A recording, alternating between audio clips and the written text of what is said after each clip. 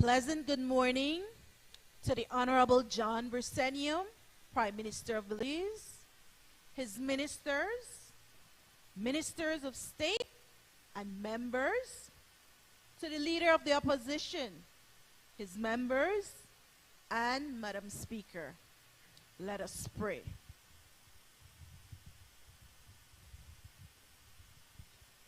Almighty and eternal God, who through Jesus Christ has revealed your glory to all nations, please protect and preserve Belize, our beloved country. God of might, wisdom, and justice, please assist our Belizean government and people with your Holy Spirit of counsel and fortitude. Let the light of your divine wisdom direct their plans and endeavors, so that with your help we may attain our just objectives. With your guidance, may all our endeavors tend to peace, social justice, liberty, national happiness, increase of industry, sobriety, and useful knowledge. We pray, O God of mercy, for all of us, that we may be blessed in the knowledge and sanctified in the observance of your most holy law, that we may be preserved in union and in that peace which the world itself cannot give. And after enjoying the blessings of this life, please admit us, dear Lord, to that eternal reward that you have prepared for those who love you. Amen.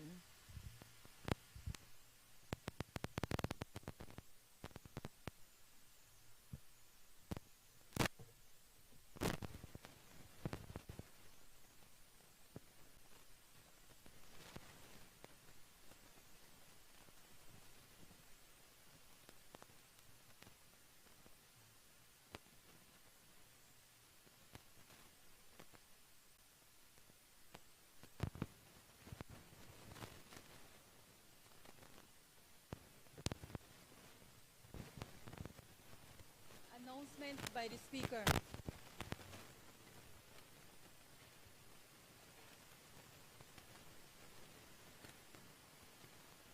Acting Clerk, due to the time of the hour, I would ask that we dispense with Standing Order 12.8. Good morning, honorable members. No. This one. Good morning. Good morning, Madam Speaker.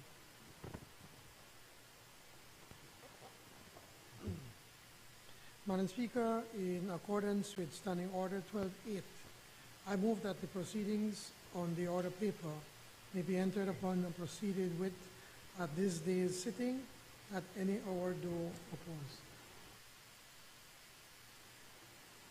Honorable members, the question is that the proceedings on the order paper may be entered upon and proceeded with at this day's sitting at any hour though opposed. All those in favor kindly say aye. Those against kindly say no. Honorable members, as per Standing Order 29 on privilege motion, it is my indicate to the House that we have received a privilege motion from the member from Mesopotamia, Leader of Opposition. I direct you to Standing Order 29.2, a member who wishes to raise a matter which he believes affects the privilege of the House shall do so as soon as possible after the matter comes to his attention.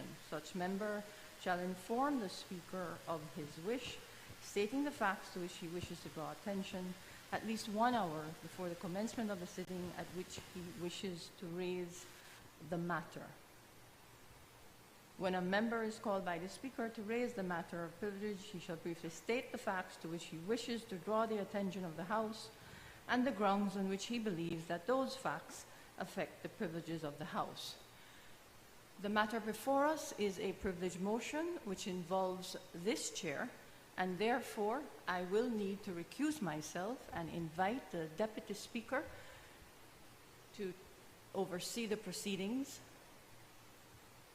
before we can proceed. Members should be aware as well that privilege motion trumps the orders of the day and must be dealt with first. Thank you, members.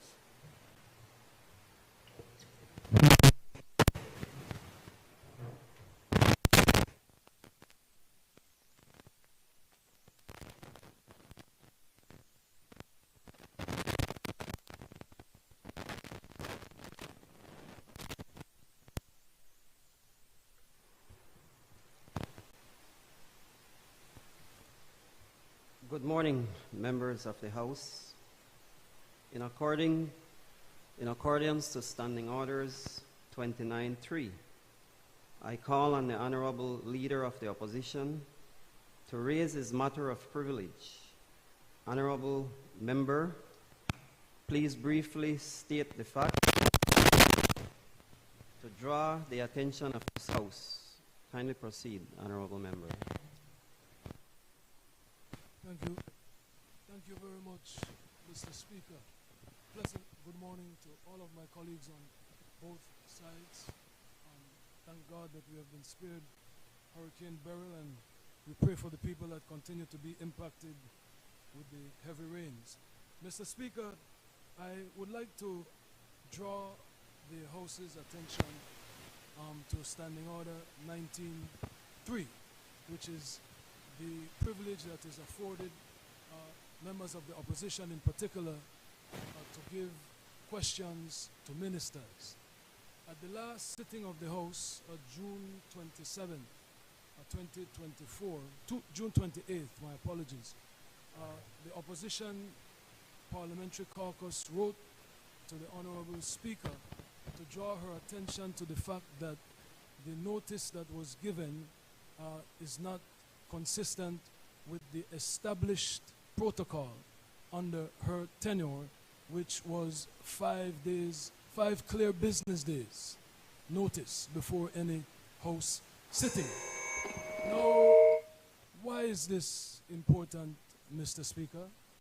This is important because if the members of the opposition are not given the 5 clear business days notice of a House sitting, that immediately strips us of our privilege to raise questions to ministers.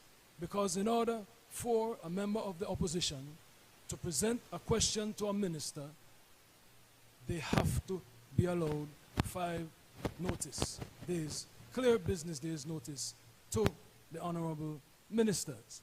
Now, in this honorable House, the ministers are afforded statements by ministers where they get to report to the honorable House and the citizens of this great nation what it is that they are doing in their respective ministries.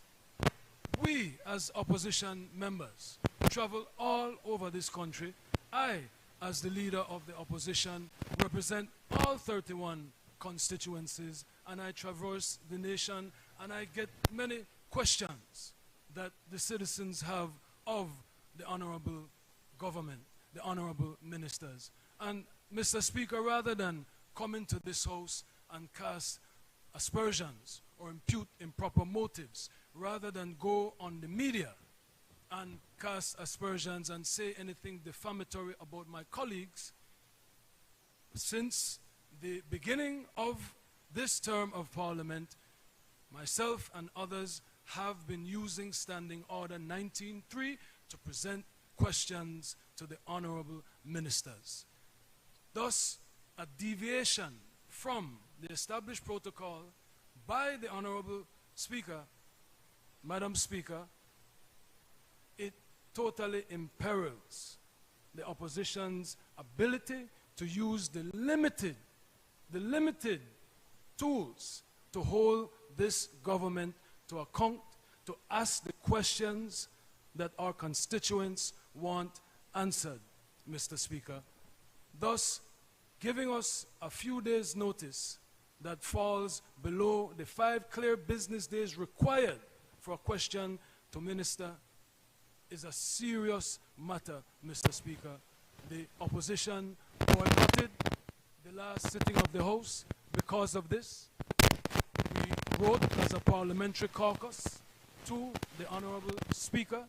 She accepted that she, in fact, did deviate from her established protocol, and while that in itself was no violation of the Standing Order, the privileges that we have under Standing Order 19.3, Mr. Speaker, has been violated. So I want to ask my colleagues, I am not here to quarrel, I am not here to be churlish, to Madam Speaker. We have had a reset, and I stand by that reset.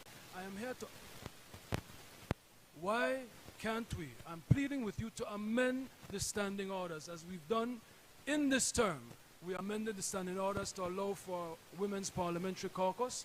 We commend that and we respect that. But if the Speaker herself, in her response, is saying that these are some of the irregularities that we have in the standing orders, and that is why we need to revise the standing orders, why can't we come together and amend that standing order to provide that no regular sitting of the House will be conducted without the 5 clear business days? So I am asking my colleagues to recognize, as the Speaker has recognized, that the reason she established her protocol under this term of Parliament to give the opposition 7 days, 5 clear business days, is to allow for Standing Order 19.3.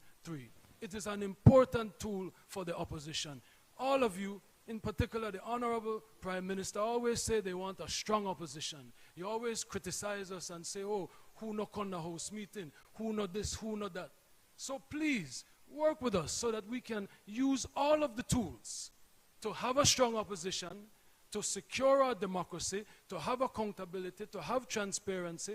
And this cannot happen if you call House meetings, regular House meetings, without giving the 5 clear business days. Today is a special sitting.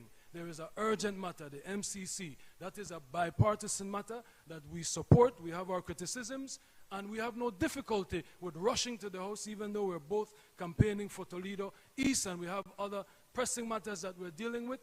This trumps that. I understand the need for a special sitting, so we have no quarrel with those exigent circumstances. But in the regular course of things, please allow the opposition the ability to discharge its sacred duty by holding the government ministers accountable and asking the questions and strengthening our democracy. So please recognize that the privilege of 19.3 has been infringed for the opposition members, and I'm asking that we amend the standing order to regularize what the Madam Speaker has established as her protocol. Thank you, Mr. Speaker. Speaker, could you kindly allow me to say a few? I think it's important for me to point out, and I'm glad that the leader of the opposition acknowledged that this is a special sitting. So the reason why is simply because we need to pass legislation. And as you are aware, leader of the opposition, by the end of this month, all of this here is going to be removed and demolished because we're going to refurbish and rebuild this part. But the George Price Center, where we're going to be having meetings, will not be ready until September. So we have to have a meeting now. So that's the only reason. It's not a matter that we're abusing. The only other time that this has happened was the last House meeting. And again, I'm sure that our both good friends, the Cabinet Secretary, reached out to you to explain to you what happened. It's a simple human error. There was no ill intent or trying to pull something on you. It was a human error why you were not given enough notice. So, Mr. Speaker, there's no ill intent in government in this part of here. We have constantly, I think this is the government that has respected the opposition more than any other government, including the previous PUP's government. We tried to work with you, but sometimes this is going to happen, and it's not being done with any ill intentions, Mr. Speaker. So thank you very much. Yes, and Honorable Leader of the Opposition,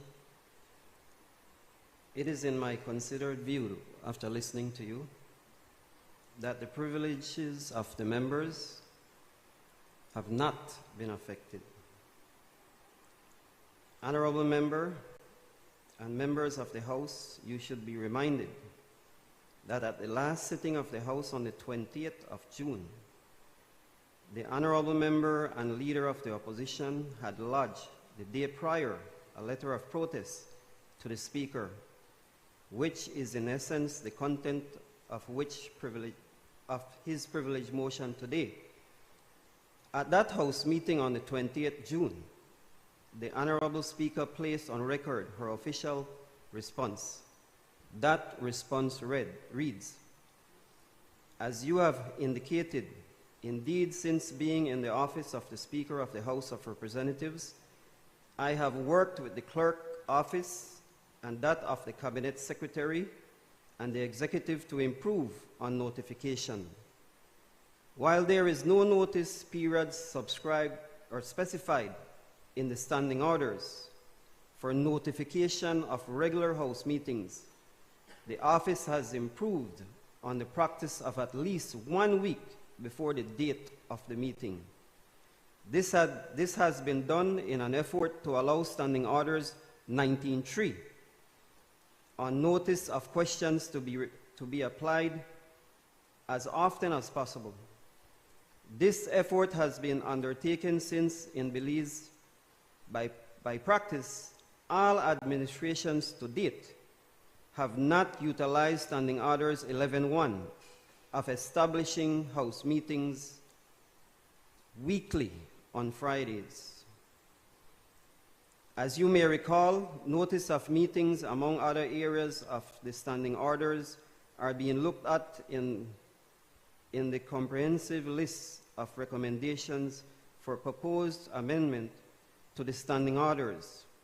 I do look forward to the Committee of Standing Orders to establish a date to consider proposed amendments before the end of this year.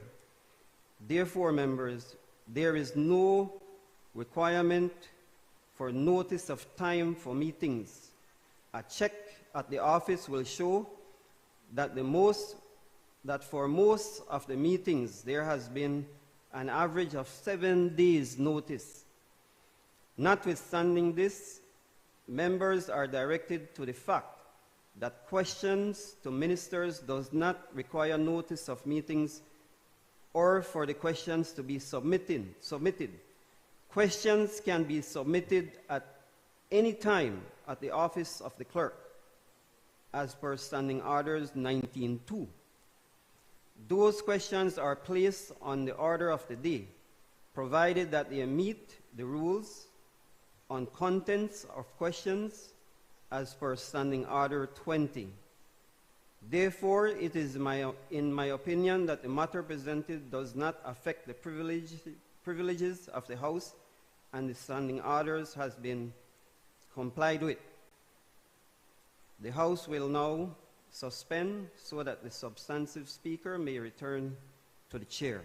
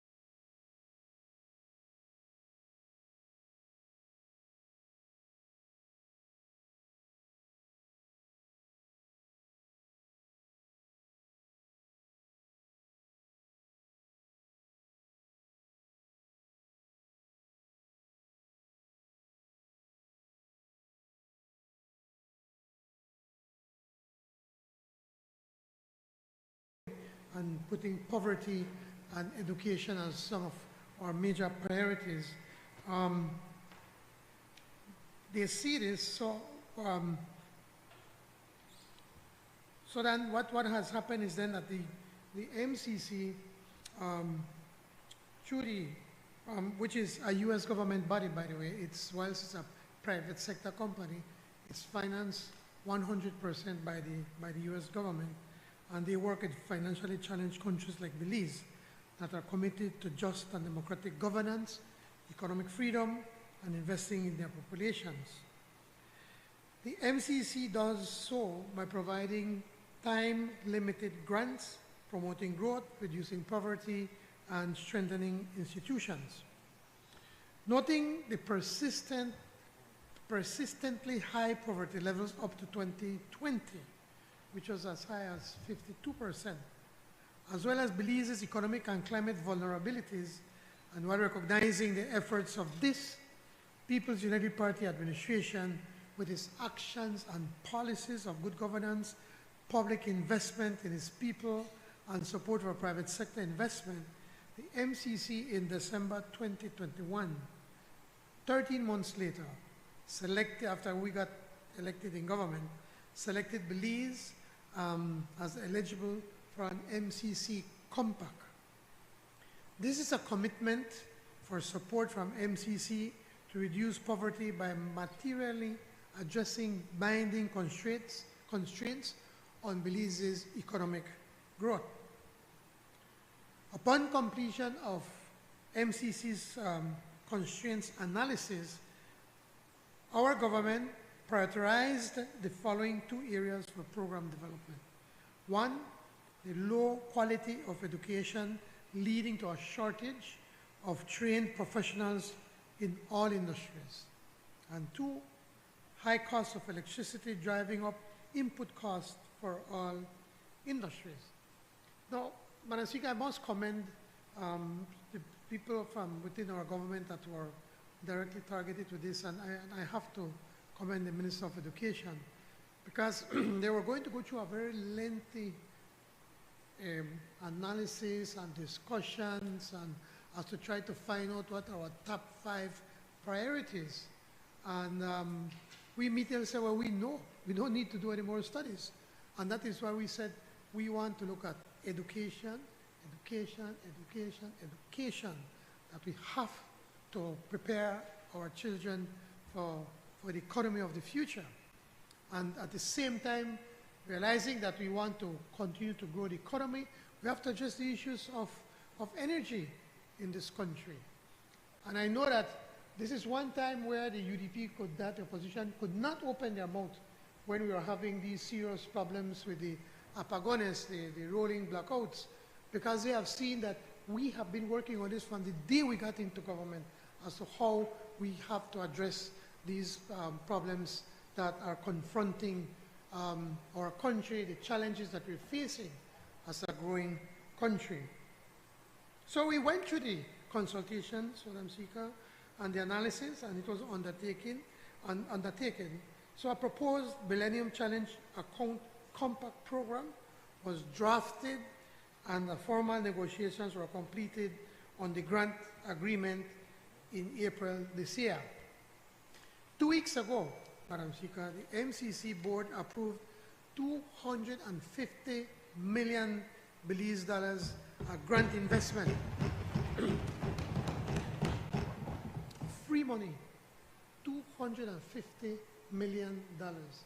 Almost 25%, more than 20% of our entire national budget to be invested in education and energy. This could have never happened under the 13 years of the UDP administration. But is it truth? But is it truth? We don't have to. Why you think they picked this government and not the previous government? I think it was the previous government that may take away a visa from somebody. Please, man. But why is it that they picked this government? You had nothing to do with it. Sorry. You had nothing to do with it. The opposition had nothing to do with it. It's simply based on the work that this government has been doing. I was hoping that you'd be cheering us on and say, you know what, I did with you on this one, at least this time. But as I said, Madam Speaker, this is free money. We don't have to pay this back. This is in addition to the compact development grant funding of $20 million, which is already being disbursed over the past 2.5, 3 years as we were preparing to get this compact ready. Now the $250 million compact program funding will be disbursed over 5 years and will be split roughly as follows. 80% is going to be used for the education project and 20% for the energy project. Now, the objective of the education project is to equitably increase the number of post-primary graduates with the competencies relevant to labor market demands, responding to the root cause of the low quality of education that has led to a shortage of trained professionals in all industries. The project includes establishing an educational quality assurance system to assess and improve the quality of management and teaching, as well as the achievement of learning outcomes.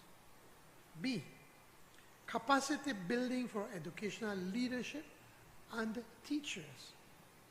C, the provision of teaching and learning resources. D, support to increase the percentage of primary graduates that enroll in and complete secondary school. And E, support for the establishment of a national training agency and capacity building of the TVET sector to implement inclusive TVET programs that are aligned to labor market demands. If you notice, Honorable Member from Colette, we're putting a lot of emphasis in teacher training. We have to ensure that the teachers are properly trained to be able to teach our kids for the future challenges or the markets that they're going to, or the jobs that we expect them to do. Now, the objective of the energy project is to lower the wholesale cost of electricity, responding to the root cause of the high cost of wholesale electricity compared to a well-functioning, competitive electricity market. The project will support the government to implement its utility-scale renewable energy expansion plans in order to accommodate the viable and intermittent supply of power from solar energy without compromising reliability and or power quality. The activity will also support BELs and PUC to modernize the grid. It's important to point out here, Madam Speaker, that we're hoping that they will be partnering with us in the project for the battery bank that we want to build with funds from the World Bank, and then they are going to help us to try to finance a portion of it. I think it's 14 megawatts that would allow us to be able to get electricity, the solar at day, store it in batteries, and then put it in the grid at night when the rates tend to go up in Mexico. And that way we could be able to try to see how we could continue to reduce the cost of electricity and also reduce the dependence on our neighbors from Mexico. And I want to put on record, Madam Speaker, our appreciation to the President of Mexico, but better known as AMLO, Andrés Manuel López Obrador, who we reached out to him when CFE was cutting the electricity supply to Belize. They rightly so, they take care of their own first. But he has been a true friend of Belize, and he put pressure on at the highest level that for the first time BL met the CEO of CFE at a meeting we were organized when we were there in Cancun with the President and I think Bartlett, yeah, that's his name. An interesting story, Madam Speaker. Bartlett's parents, great-grandparents were English, and he was a doctor who came to Belize. And when his contract finished, he went to live in Mexico. And that's how Bartlett now is now in Mexico. Interesting world. But I want to express my appreciation to the President of Mexico and to the government of Mexico that as good partners, they helped us through. But yes, he offered. BL was asking for 5. He said, well, if you want, we could give you 20 megawatts more. And I think by the middle of next year, they are going to be putting in the grid, I think, 1.2 gigawatts of electricity, one in Valladolid and in Merida, 2 new power plants that they're putting. That's so. We have to sleep with our own eyes. And that is why we've been pushing to be able to become more self-sufficient. And as it is, again, with the Saudis, remember one we don't mention name, journalist, decided to criticize our government because we were borrowing $60 million US to be able to put, it was 70 million to put $60 million worth, 60 megawatts of solar, and say, well, why is it that we want to do that? Now they are understanding what we've been working all along, but it takes time. And we're hoping, working with DL, they have approved the engineering designs and everything, and we're expecting that by July, the first 20 megawatts will come online out by Bomba, and then by the following year, the other 40 megawatts will also be coming online. The Boeing Group in Chetoma, I think it's Chanchen, out in Corozal, got an approval for 15 megawatts of solar, and other companies now are coming online to be able to do these investments. Something that would have never happened under the past 13 years of the UDP administration.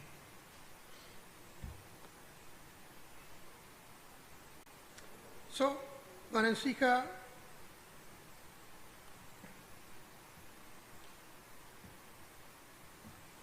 this is why, as I said earlier, Madam Speaker, we're here today to be able to table this bill for approval of this Honorable House.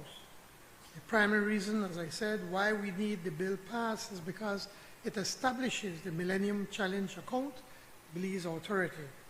As agreed with MCC, the MCC Belize Authority will serve as the implementing agency for and on behalf of the government of Belize for both education and energy projects. We expect to sign the compact agreement in early September, so it is imperative that we get this bill passed before then, in order that we have the implementing agency for the compact in place when signing. All of the $250 million of the MCC compact monies, as well as the compact development funding and government's country contributions, will be directed through this authority to fund the implementation of the energy and education projects. Given that the authority's focus will be on the education and energy projects, and while it is a government authority, we have reached agreement with MCC that the board of the authority will not only include government representatives. We reached out to them and said we don't want only the government, we want others to participate. It will also include representatives that are relevant to the projects. We are pleased to say that the Belize National Teachers Union, representing teachers in education, along with the Belize Chamber of Commerce, representing the private sector, will have representation on the board. Given that the bulk of funding will be directed towards education, we have also provided for a representative from civil society relevant to education, as well as a non-voting member representative from academic and educational organizations. For too long, Madam Speaker, what has been happening with the NGOs, and we do consider them important partners, they just send members to send members in all of these boards, and have no relevance or connection to what is it that they're doing. So in this instance, we are ensuring that these the members that we're going to ask to join will have to do something with education, since 80% of the bulk of the work is going to be done in education. And we fully expect active and robust participation from voting and non-voting members, as each of the education and energy projects are duly and fully executed. Madam Speaker, there are many challenges that we as citizens and as a government face every day. I'm proud to say that without fear or favor, our government has and continues to tackle these challenges. Reducing poverty is a paramount priority of our administration. In fact, we look at it every day when we, in ways that we can eliminate poverty in Belize. Again, as I mentioned earlier this morning, just Tuesday in Cabinet, one of our members made a passionate appeal that to ensure that whilst we are ensuring that we could grow the economy and create jobs and all of that, we have to ensure that our people also benefit not just from a small wage, but to benefit fully from the work that we are doing. Just over 3 short years, in November 2020, our poverty rate, Madam Speaker, was at a disgraceful 52%. 52%. Of every 100 Belizeans, 52 are poor. Today, working with the private sector, working with our social partners, we have managed to reduce it to 26%. Just from last year to this year, we reduced it from 36 to 10 to 26%, reduced poverty by 10%. When we increased the minimum wage by 52%, from $3.32 to $5, Madam Speaker, it had a direct impact on over 30,000 plus employees. And then what has happened? All the other people that were being paid $5 at that time, their salaries have had to go up. So now people are generally earning more than what they were earning before November 2020. But mind you, Madam Speaker, we're not boasting about 26% poverty rate. As far as we're concerned, it's still way, way too high, and our aim is to try to get it to as close to zero if possible. We cannot rest, and we will not rest. We must work even harder. It is truly heartening and energizing when we are supported in this effort. For that, we are thankful to the United States of America and to MCC for their commitment and partnership to reduce poverty in Belize. I therefore look forward to the unanimous support of this Honorable House for the enactment of this bill, which has the recommendation of the Cabinet. Thank you, Madam Speaker. Honourable members, that bill is referred to the Finance and Economic Development Committee for examination, consideration, and report. Bill for an act to establish the Millennium Challenge Account Belize Authority with the objective to implement 2 projects which are aimed at reducing poverty and promoting sustainable economic growth in Belize, respectively, and to provide for matters connected therewith or incidental thereto. I recognize the Honourable Prime Minister. Madam Speaker, in accordance with Standing Order number 49-1, I move that the bill be taken through all its stages forthwith. Honourable members, the question is that the next stage of the bill is taken forthwith. All those in favour kindly say aye. Aye. Those against kindly say no. I think the ayes have it. Motions relating to the business or sittings of the House. I recognize the Honourable Prime Minister. Madam Speaker, I move that at its rising today, the House adjourn to a date to be fixed by the Speaker. Honourable members, the question is that the House at its rising today adjourn to a date to be fixed by the Speaker. All those in favour kindly say aye. Aye. Those against kindly say no. I think the ayes have it. Announcement by the Speaker. Honourable members, it has been agreed that the Millennium Challenge Account Belize Authority Bill 2024 be passed this day. As you are aware, under Standing Order number 74, all proposed legislation, messages, petitions, motions, and other matters relating to the subject mentioned under the title of each standing committee shall be referred by the House to such committee for examination, consideration, and report to the House.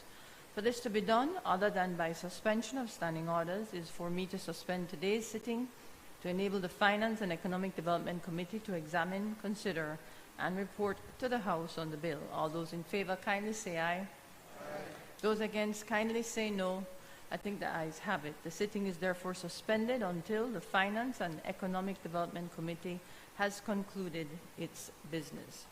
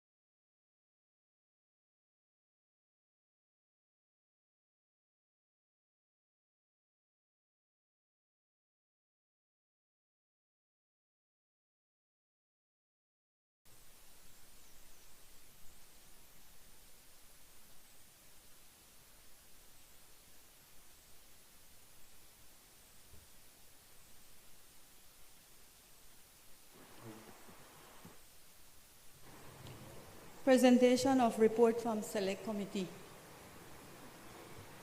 I recognize the Honorable Chairperson of the Finance and Economic Development Committee. Madam Speaker, I rise to lay on the table report number HR 261/1/13, report from the Finance and Economic Development Committee on the Millennium Challenge Account Belize Authority Bill 2024. Thanks. Honorable members, that report is ordered to lie on the table. Public business, government business bills for second reading. I recognize the Honorable Prime Minister.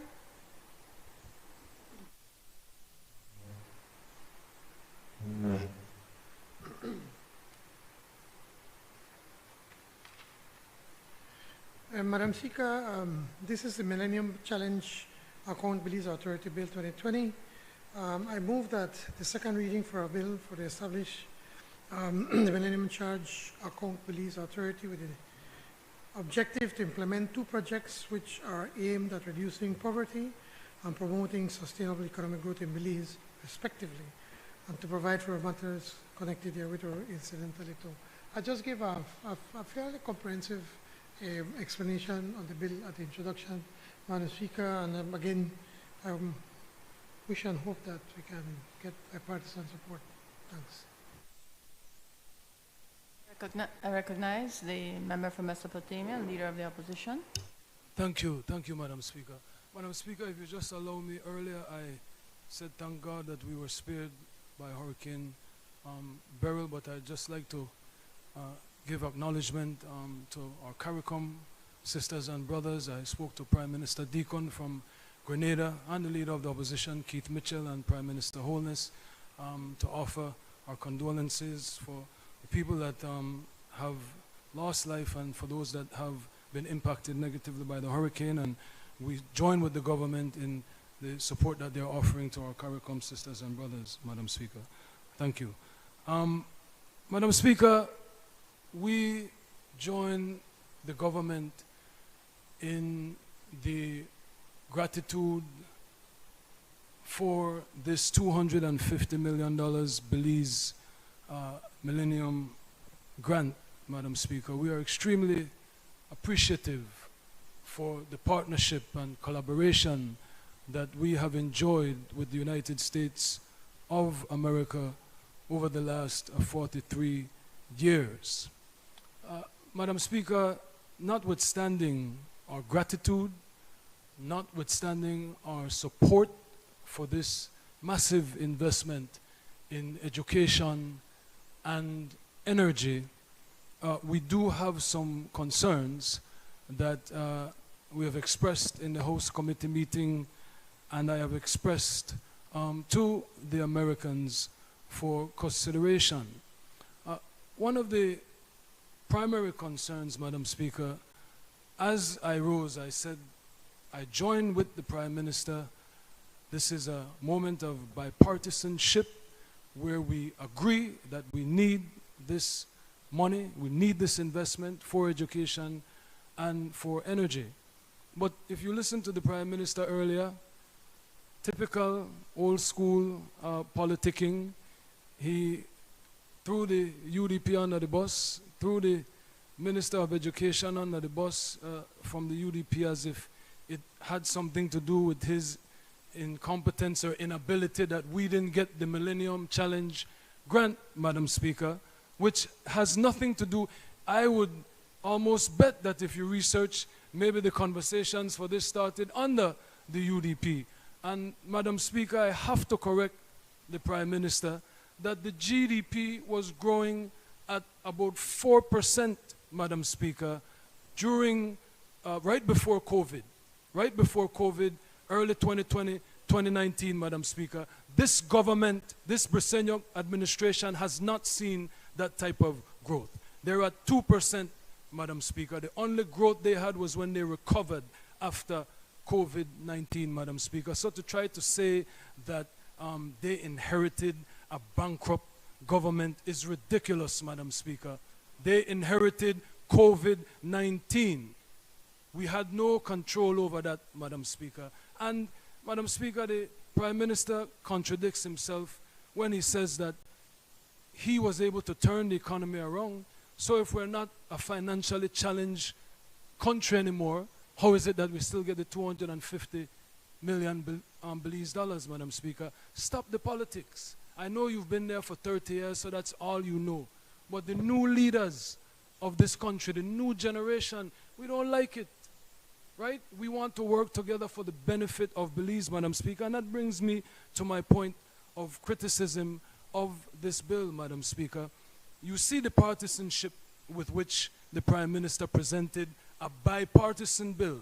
This is a bill that we all agree is necessary, Madam Speaker, but you see the partisanship in his presentation. Now you look at the composition of the board, Madam Speaker. I direct the House to Part 3, Section 11(1). And you look at the composition of the board, Madam Speaker, there is absolutely no seat on the board for the opposition. This, Madam Speaker, is an affront to continuity. It is an affront to transparency. It is an affront to good governance, Madam Speaker. The inclusion of the opposition, the top stakeholder of all the stakeholders, has to be the opposition, Madam Speaker. We are the government in waiting. The Prime Minister stood over here, and vice versa, Madam Speaker. Governments change. Heaven forbid this is not like the U.S. Supreme Court that has voted to make the next president of the United States a dictator. Nobody has absolute immunity in Belize, Madam Speaker. So governments change. And when the governments change, Madam Speaker, for the purpose of continuity, Madam Speaker, it is important to have the opposition included on these boards.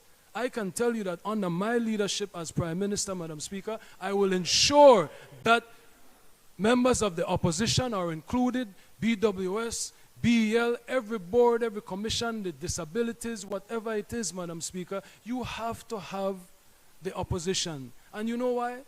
We are a Westminster parliamentary democracy. When we go into those House committee meetings, it is the opposition that sits on those House committee meetings, Madam Speaker. So how is it that we are here at the legislative genesis of these bills, but we cannot be a part of the boards to see the implementation of the legislation that we've passed in the House come to fruition, to contribute our intellectual capacity to the betterment of Belize, Madam Speaker? I pray that the government considers including the opposition on this board, Madam Speaker. This is not a Briceño administration board. This is not a PUP board. This is for the people of Belize, Madam Speaker. This is not a political entity. It should not be. So the fact that you have government CEOs there, I asked the learned member from Caribbean Shores to consider. He said, well, the CEOs, that's not politics. You have a CEO running in Toledo East right now, right? You have a CEO running in Toledo East right now, Madam Speaker. So it is just a fact that CEOs are politically appointed executives, Madam Speaker, in the ministries. So they represent the government.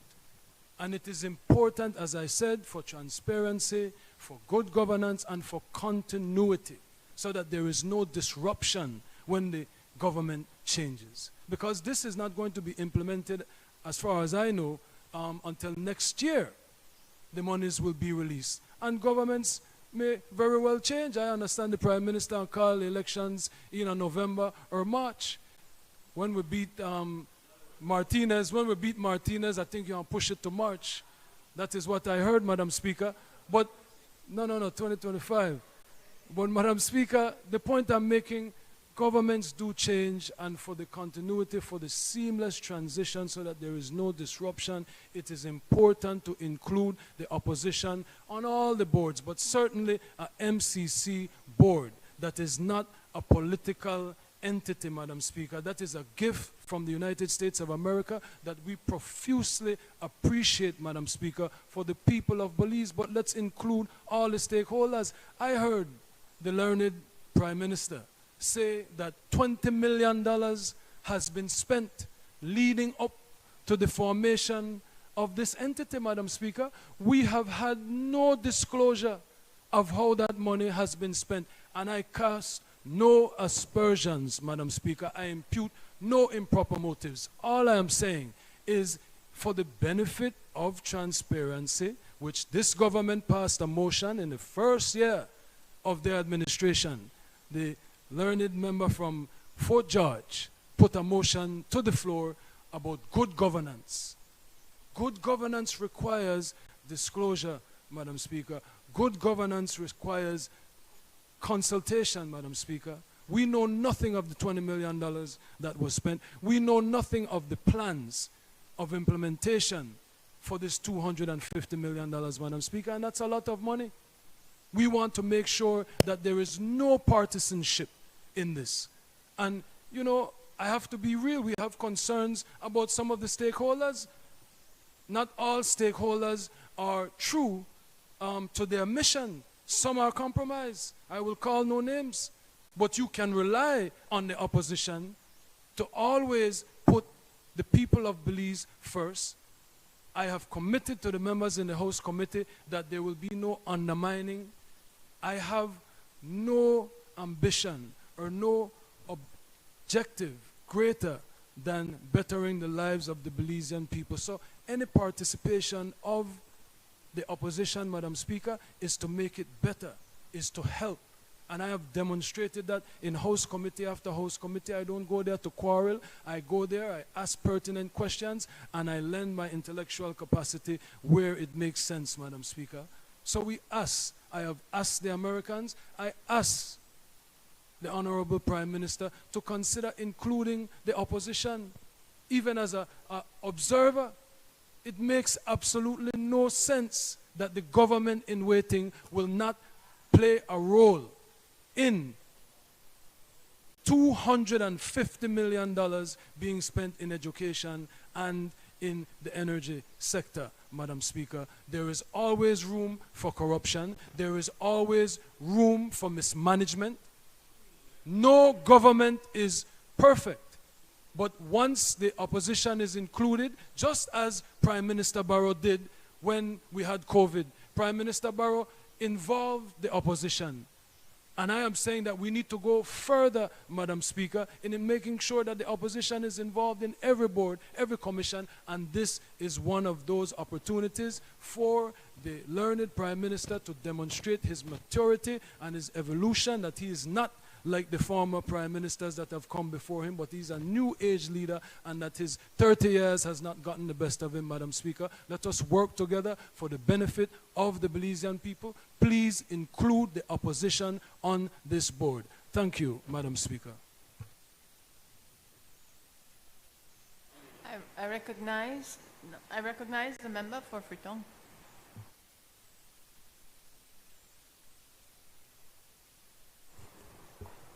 Thank you, Madam Speaker.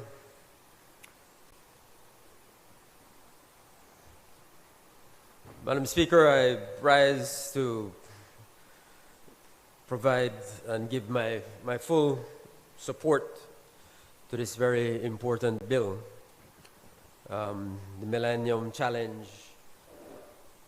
Account Belize Authority Bill. It's clearly a significant investment in Belize, a significant investment in two critically important sectors in the development of our country, education and energy. You know, and I want to make the point from the very outset, Madam Speaker, that really this is a vote of confidence in the government of Belize. a vote of confidence in the people of Belize. The U.S. government, this discussion about the possibility of Belize being selected to participate and to benefit from the MCC really started in 2021, sometime in 2021. That's when the initial discussions were started. So there's no record of anything before that, Mr. Leader of the Opposition. And I think it's important for the Belizean people to understand and appreciate that, I think it was in June of this year, June 26, if I'm not mistaken, the board of directors of the MCC finally approved and formally approved the compact grant to Belize. As has been stated, the value of that grant is 125 million US dollars, 250 million Belize dollars. As the Prime Minister rightly pointed out, about 80% will go to the education sector, 20% or so will go to the energy sector, and of course there are some administrative costs involved. So it's absolutely, that's the first point I want to make, that it's an absolutely a vote of confidence in the government of Belize, in this government, in the leadership of our Prime Minister and our cabinet, and our entire team. And really the core objectives, I think it's important for the people of Belize to understand the core objectives behind this grant, because it is a grant, as everyone has said. Our economic growth, ultimately that's, in a sense, the primary objective of all of these investments. How do we grow the economy? How do we improve our national development? So economic growth, how do we stimulate economic activity, stimulate economic growth? How do we reduce poverty? That has to be a central objective as well. Reduce poverty. And of course, promote democracy. How do we promote democracy? Promote respect for the rule of law. Promote good governance. And then, of course, underlying all of this is direct benefits to the Belizean people, to the people, and in particular, that's why I like this compact very much, because central to the core philosophy behind the whole compact is vulnerable people. How do we impact the lives of vulnerable people? How do we help marginalized people? How can we design programs and put in place policies that will have a direct positive impact on the lives of those who are most in need? So those are really the pillars that underpin the whole MCC compact. Now, in terms of education, the focus is really twofold, and of course there are many layers to this. But one, secondary education, is post-primary education, secondary education. How do we improve the post-primary education, the quality of post-primary education? How do we make sure that we have more people graduating from our secondary schools, attending secondary schools? And how do we ensure that we are, through our education system, equipping our people with the skills that the labor market requires. That's very important, critically important. I make this point all the time. We, in developing countries like Belize, we don't have the luxury of investing in education in some romantic way. It has to be targeted investments in education. It has to be linked to national development goals, national development needs. What are the needs of our private sector? What are the needs of the public sector? And what are we doing through our education system to equip our people with the skills that are required by those sectors, those critically important sectors? So one of the challenges we have is with young men, males. That's an issue we have with them staying in school, going to school in the first place, but then when they're there, keeping them. So there are going to be targeted programs for males, for young men, to make sure that they go into secondary school, they complete secondary school at a minimum, and that they're kept there. And that while they're there, they are equipped with skills that will allow them to participate meaningfully in the national development of Belize, participate in the labor market in an effective way. And then one of the challenges we have with young women now, as you know, it's very, very a positive development has been that we have a lot more young women, a lot more females attending school, going to tertiary education. So we have a lot more educated women in our society. Absolutely important. This is a complete reversal of what used to take place, say, 50 years ago, when young women were discouraged from going to school. So it's a complete reversal now, and absolutely, something we should applaud and support. But what we find is that even though the young women are being better trained, better educated, they are not necessarily getting jobs in the job market that meet their training, their education, their skills. So that's another important part of this project. How do we make sure that we are improving workforce participation by women in our society? That's a critically important component.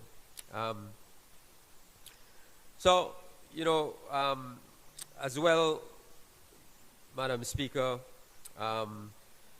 in terms of the education project, as I said, secondary education and labor market. And there, when we talk about labor market, skills for the labor market, of course, we are talking as well about technical and vocational education and training, TVET. Very, very, very important. Very important. And that's why we insisted that TVET education forms an important, integral part of this compact.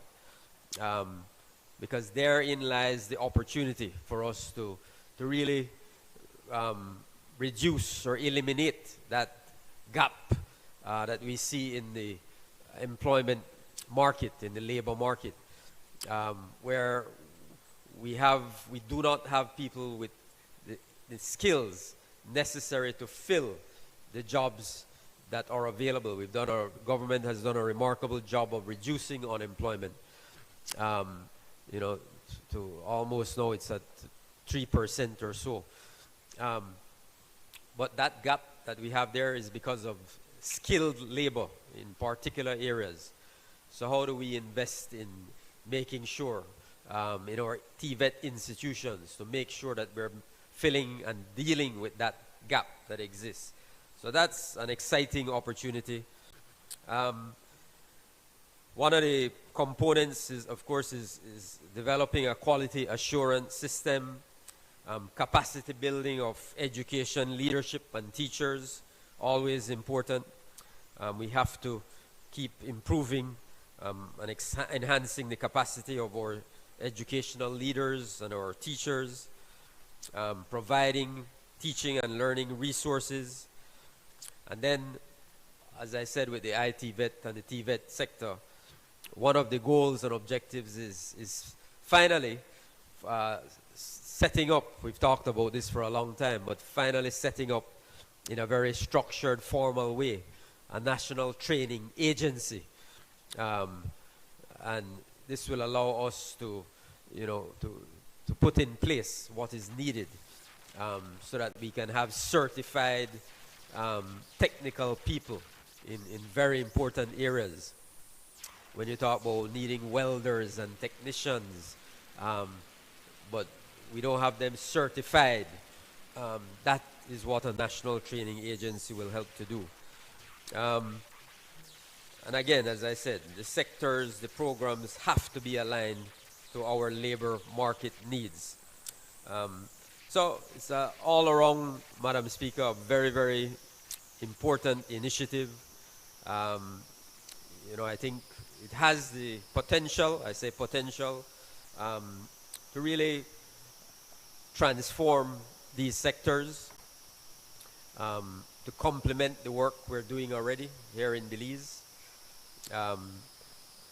But of course, implementation is critical. So we have to be vigilant and make sure that as we move forward in the implementation of the compact, that we get every step right along the way.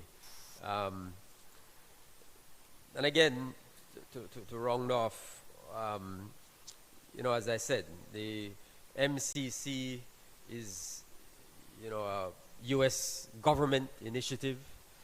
But I'm very happy, and I really want to thank our U.S. counterparts and the MCC team for their really, I think, respect for Belize. They demonstrated, very often people can come in, they're giving you money. I feel like they will dictate to you what they want to do because they are giving you money, in this case a lot of money. But they came in with a very respectful attitude. From the very first meetings we had with them, they understood and appreciated that we had a plan, that this government had a plan. And they praised us. I don't like to talk about these things, but they praised our government for the plans that we had. And they looked at the education sector, they looked at the energy sector, and they said, listen, you guys have excellent plans. What we want to do is come in and support you. We want to complement and supplement your plans and work with you. And I certainly made the case to them, as Prime Minister said. We don't have to start from scratch. We have the framework, and let's build on that. And I'm very glad that they understood that, they appreciated that, they acknowledged that, they respected that. And so, if you look at the final product, the final compact, you will see that it effectively mirrors I'm talking now about education, it effectively mirrors our Plan Belize education agenda, making education work for Belize. Our priorities are reflected in the compact. And I want to thank all those who are involved. My team from the Ministry of Education, of course, and all the other individuals who are involved in making this possible, from the Prime Minister, his team. Prime Minister took personal involvement in this matter, engaging with them and talking to them about his vision for Belize and our plans for Belize. And I think that made a huge difference in terms of them wanting to work with us. So it's all about a commitment. If you look at the MCC model that they have applied over the years, you will see that they look for a number of things when they come into a country. One, they want to partner with a country where they believe the government, is committed, the people are committed to good governance. You're committed to economic freedom and investing This is a critical pillar. Investing in your people, investing in your citizens. And I think the MCC Board of Directors and their team recognized that in our government, they had a government that was committed to all of those important objectives. I want to really close off, Madam Speaker, just by making 2 points in response to the leader of the opposition. He talked about first, let me deal with the issue of, he talked about 20 million, not knowing, well, remember the compact was signed in June of, formalized in June 26, sorry. So those monies were what the MC, had nothing to do with the government of Belize. The government of Belize received no, it had to do with them putting together their team and formalizing their network of people. They employed a few people. So over the past 2.5 or so years, that's what they've been doing, and they've used those monies for that purpose in terms of consultants, and it's a necessary cost with these things. We don't always like it, but so those monies they can fully justify and explain. They have to, of course, they have to report these things even to the Congress in the United States. So there's no question about how the monies will be spent, because ultimately the MCC comes under the Congress. So everything has to be reported back to them. Yeah, exactly, the Inspector General of the United States. So, these are public funds, the U.S. public taxpayers' monies they are spending, investing in countries.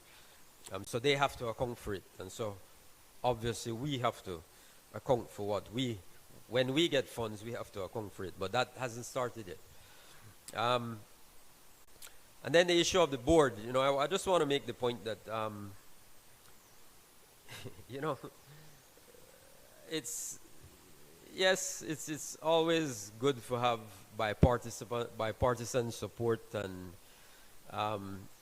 as much as possible to have everybody around the table. It's good, it's interesting, but there's nothing quite like being in opposition that allows you to fully appreciate and recognize and respect and acknowledge the importance of the opposition. That's the reality. Yes, indeed. That's why we behave the way we behave. Yeah.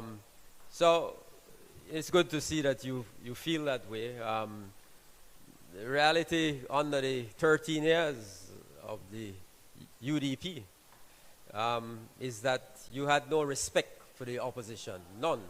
Absolutely no respect for the opposition. You were not ashamed of speaking of saying that. In fact, I think you all used to boast about it. That PUP, then they have no. So, but your point is taken. We don't want to be. The last thing we want to be is like the UDP. But I would make the point, Mr. Leader, that the MCC has an established structure that they have used over many, many years. Obviously, we discussed with them,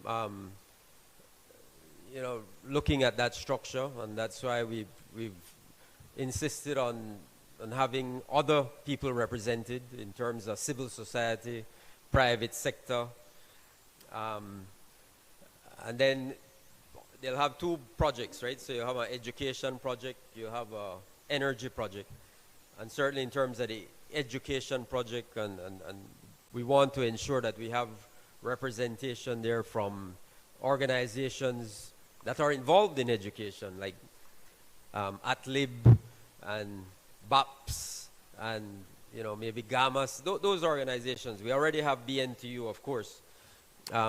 So that's the objective. So I do not believe, it is my view, that we really should, go down the road of having, political parties, so to speak, represented. The opposition, I don't think it's necessary. I believe that the structure, the way it is structured, will allow for proper consultation, wherein the opposition will have an opportunity to weigh in. The whole bill provides, I think, in my view, for a structure that lends itself to transparency, accountability. As I said, because of the layers that are in place to, in terms of the Congress, as the Prime Minister said, the Inspector General's office.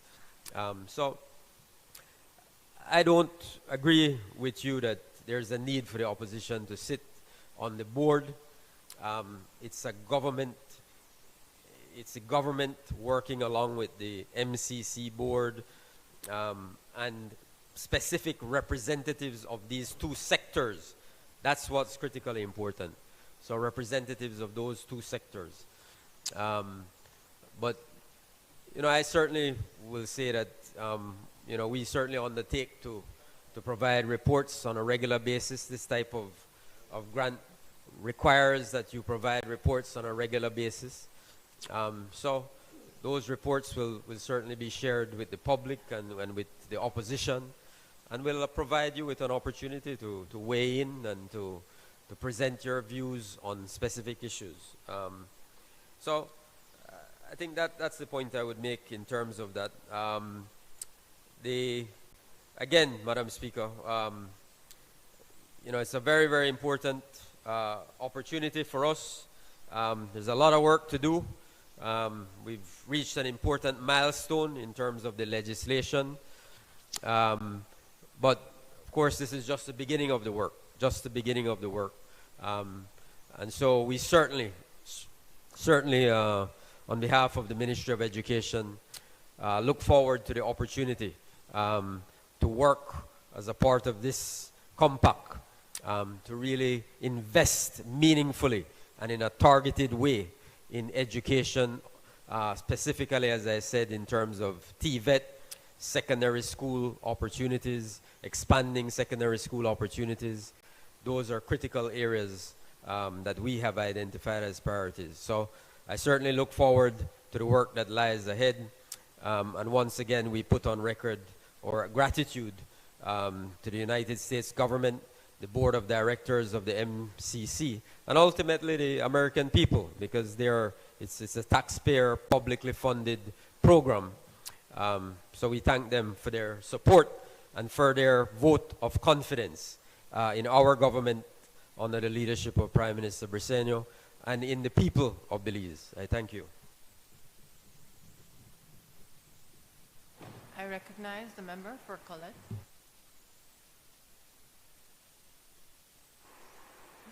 Thank you, Madam Speaker. Let me begin, Madam Speaker, by keeping my friend, the Prime Minister, honest. The entire reason we're here on this matter is because of poverty, he says. And he goes and pulls out these wonderful statistics that I certainly thought that we had put to rest. He makes the claim that in 2020, more than half of the country, what figure did you use this morning or this afternoon? 52% of the population was experiencing poverty. And yes, you are correct.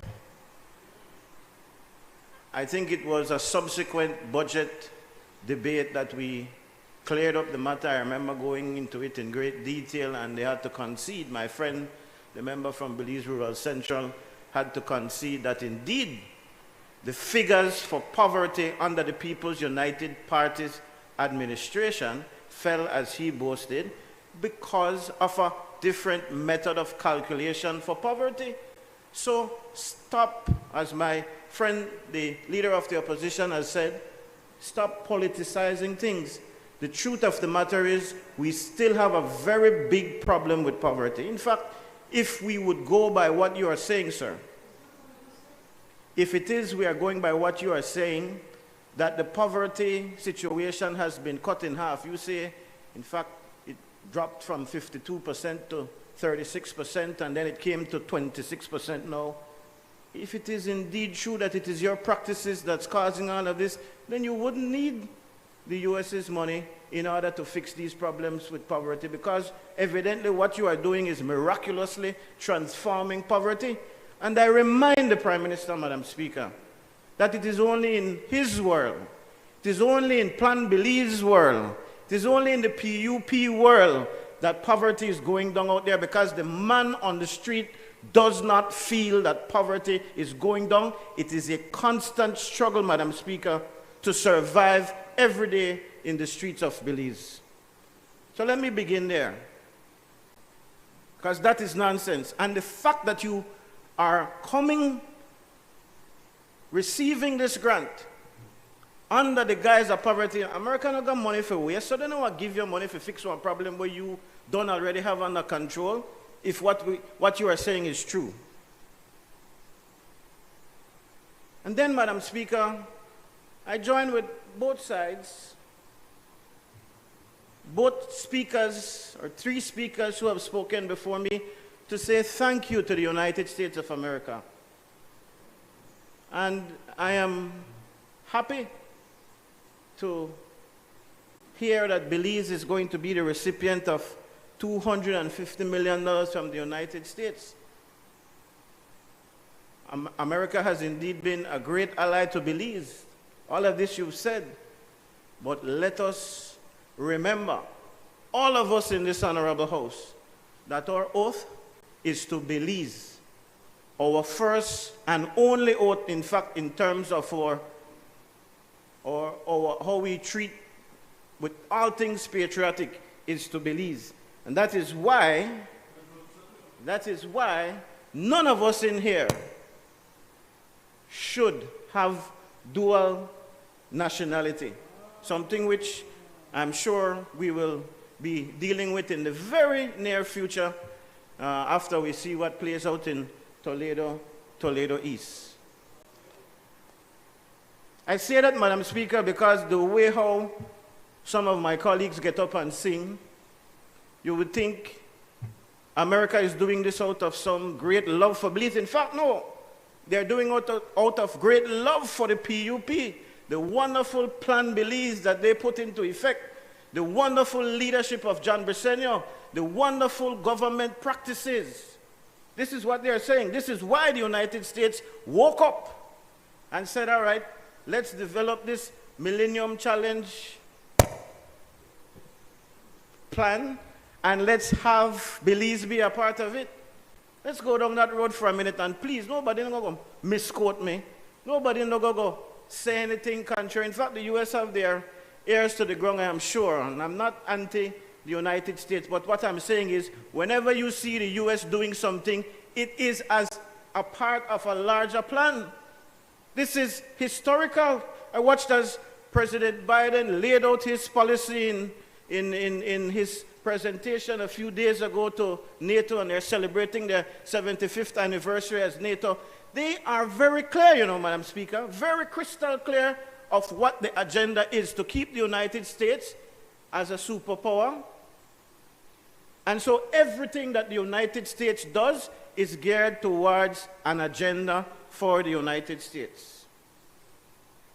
We have long been struggling with poverty in this country, and the United States has not changed its location geographically.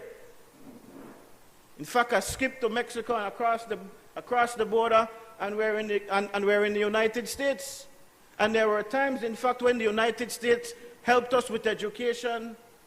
Many people from the 80s will tell you that they had CASP scholarships, I think that's what it was called, and they had an entity, USAID, thank you, USAID, that used to really look out for poverty and situations with education and labor and all of the things that they're seeking to do today. And over the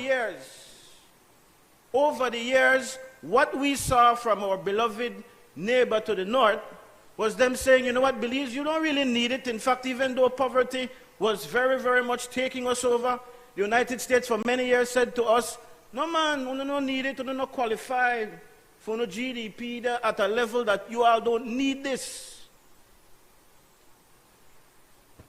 And then now, all of a sudden, the United States woke up and said, 250 million? I'm not saying, I'm not casting aspersions, but I'm saying we need to be woke. We need to be paying attention to what's going on in the wider world. Every single thing that is offered or given, and this is historic, you can check the record, over the last, I would say, 3 or 4 decades by the United States, is entangled in some wider policy of the U.S. Let's look at the situation with drugs and gang violence. Yes, the U.S. has been very generous. What do they give us? Boats for the military, passport reading machines, ammunition. They have south-to-south communication with Louisiana, the fire stations, things like that. They do these things because it is in their interest to do that. Look, don't take my word for it. Look at what is happening in the wider world. The U.S. is involved with the war in Ukraine. We saw that again being a main theme in the NATO 75th anniversary celebration. All that the United States is doing to assist, and its partners, but mostly the United States, assisting to do for Ukraine. They're involved with that war for a purpose. When they said Saddam Hussein had weapons of mass destruction, and they had to go over there to do it. When you look at Afghanistan, the point I'm making, every single time there is an involvement like that, there is an agenda. But that on the other side, that's another part of the world. Let's come back home. Let's look at what happened in the region. Let's look at what happened in Nicaragua. Let's look at what happened in Panama. Let's look at the whole involvement of the U.S. in the Caribbean region and in the Latin American region, and you will see they have full-fledged foreign policies to determine how they will treat with our countries. So don't come here. Don't come here and tell us that, oh, the U.S. woke up and, whoa, because they love Plan Belize so much, and they love Prime Minister and his ministers so much that, oh, they've decided to be generous. Because that is hogwash. There is a reason why Belize has been selected. But let me give you more examples right here at home. When the UDP was in power, there was a proposal for us to practically house, I think most of it was in your constituency, member for Kaya South, the Salvadorian refugees who are trying to make their way to the United States and America actually proposed that Belize hold on to these people because they didn't want them to go yonder, and they must stay here a whole year, and those things are real. If you look, it's fine, you can talk about the UDP past ministers all you want. The fact of the matter is these things are factual, and I'm making the point that 9 out of 10 times, I'll give them the one for the benefit of the doubt, but and I don't blame America. No, America has its agenda. We should have an agenda too. But when there is this kind of gift, not alone, $250 million gift, you best believe there is some agenda. And I'm not saying it's a bad agenda necessarily, but I am hoping that the Prime Minister can tell us what it is that the U.S. is going to get from this. A few months ago, or maybe a whole year and change ago, unbeknown to this house, the then foreign minister, not the current one, I don't think he would have done something like that.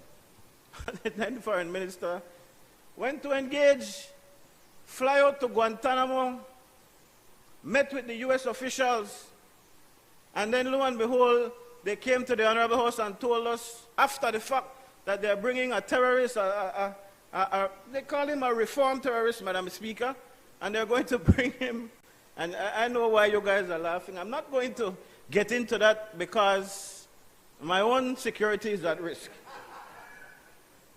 You know, I'm afraid to say nothing, but It's a dirty joke, it's a dirty trick, and you should never have done that. But the point that I'm making is when they went to the United States, when Mr. Bresenio when the PM, the Honorable Prime Minister, went to meet with Mr. Blinken, the secretary over there in the United States, the Foreign Secretary, there was a discussion, and Belize took in the good, well, I can't say good, that is oxymoronic to use the term good with the, but you took in the terrorists in this country, and there was a catch, and we asked about it, and I asked about it in particular in this house, and the leadership of this country said, no man, nothing, we just to be a good neighbor. We don't really got no agenda. Well, there you go. Please, I don't know, you will know more than me, I don't know. You know what it was, Madam Speaker? Shortly afterwards, you saw that Belize went to see Mr. Maduro in Venezuela, and we negotiated to wipe away the debt, the Petrocarib debt. And I'm telling them, I'm not asking them, Madam Speaker, I'm telling them that that was negotiated right alongside us accepting that terrorists. What is all of this, Madam Speaker? It is to show you that America has an agenda, and when you see they do something for you, it's because they expect you to do something for them. So I am asking the government what it is that we are expected to do for the United States for this $250 million. I see that the next bill that's coming up is the Crime Control Council bill, which seems to give a lot of power to the Prime Minister as the head of that body and the directorate.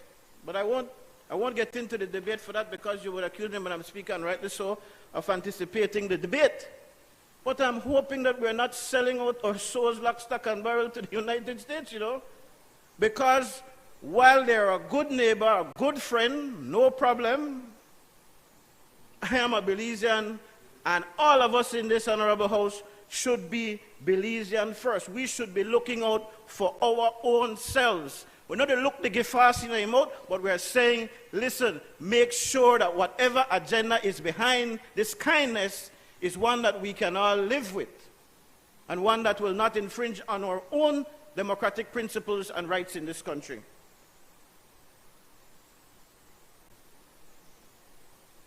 The purpose, though, Madam Speaker, of the grant, I think is very noble.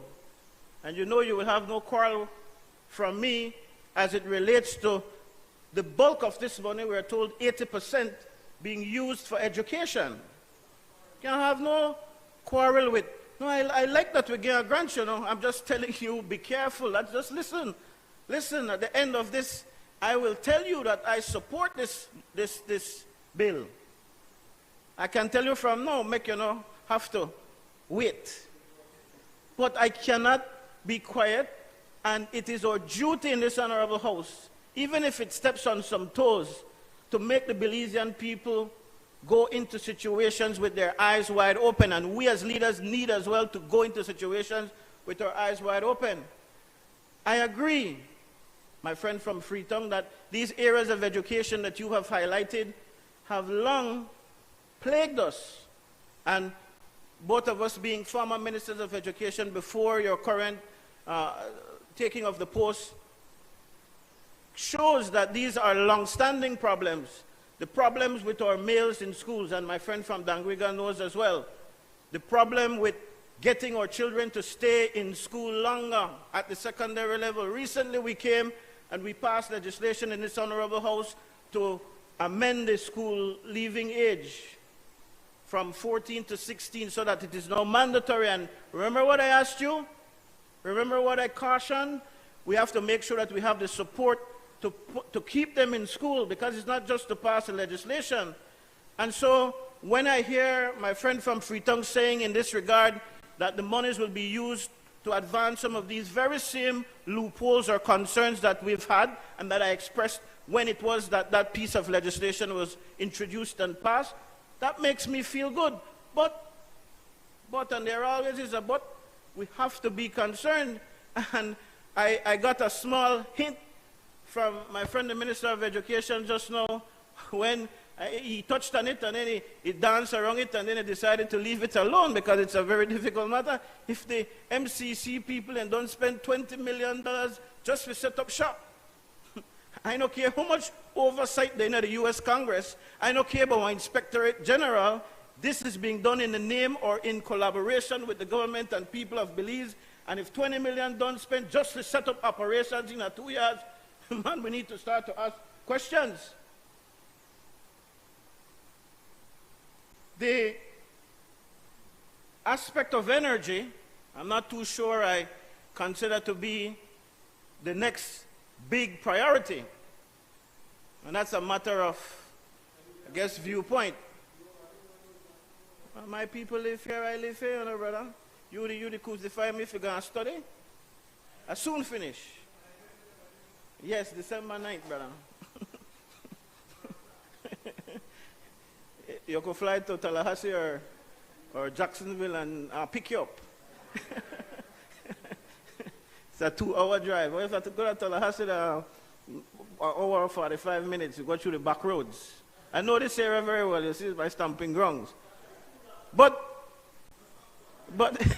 my point is that I would not have selected energy. But fair enough. I would have looked at something like food security. I don't know, how did you make that slip you, brother? Member from Orange Oxford? Food security is a bigger issue in this country. Yes, we got a lot of blackout and everything now, and I understand that. But in all the explanations the Prime Minister gave this morning, or this afternoon, none of it really told you that we are getting anywhere towards self-sufficiency. You know, they talk about use less power from Mexico. I think the man will say, we don't want to use no power from Mexico with this kind of investment that we're making here and what the Saudis have made and so on. They talk about a limo generation, but it's still not a bell the cat and fix the real big issue. And you could quote me if you want, but I am telling you it is a problem that should have been solved from years ago, and so both of our administrations successively need to take the fault for that. We should have been energy sufficient, self-sufficient a long time ago.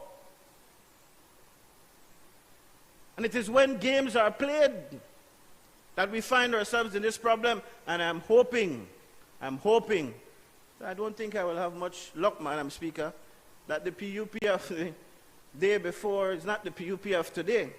But I doubt that that is the truth. And then we come to the composition of the board, Madam Speaker, and there's the debate of whether an opposition member should be on the board. But whether or not you put an opposition member of the board, you will have to agree that the current composition is kind of a slap in the face to the partners who you put on there. When you look at what constitutes a quorum. Well, first of all, let's look at who are the members who will make up the board. You have 7 members of the board, 4 of whom are CEOs.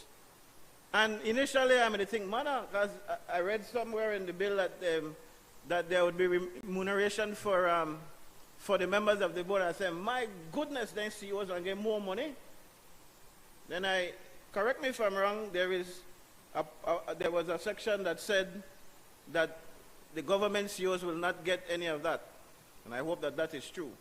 Because this is something that has happened from time immemorial. Again, the CEOs get on these boards and they collect one big money to be on the board and you don't get paid. The BNTU needs to watch it too. You put with the president on the board and you collect again and you don't get a salary. That's your job. Anyway, I'll leave that alone. 4 CEOs, because we consider the financial secretary a chief executive officer of sorts. For all intent and purposes, he is. Then you have the Chief Executive Officer of the Ministry for Economic Development. Then you have the Chief Executive Officer from Education. Then you have the Chief Executive Officer with responsibility for energy. That's 4 CEOs. And then you have civil society, private sector, and the BNTU. And the other thing is, I'm not sure if this is the case, but is it the intention that the account will see other monies come at another time, and then the focus of the program will change, maybe from education and energy to something else? Is that the case?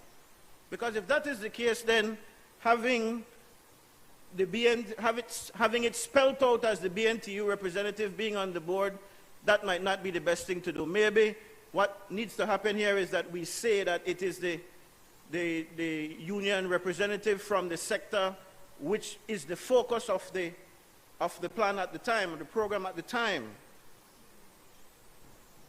And then, well, the non-voting members are there, but that's not the concern.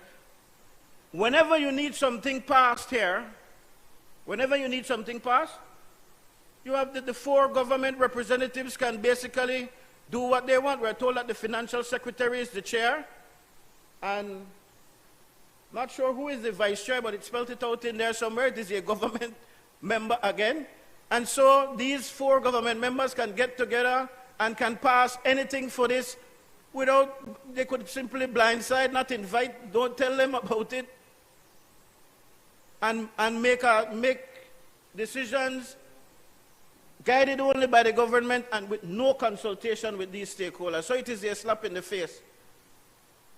I remember when the UDP proposed the 13th senator, it came out of the recommendations, I believe, from the Constitutional Reform Committee, that we should have a 13th senator, wherever it came from.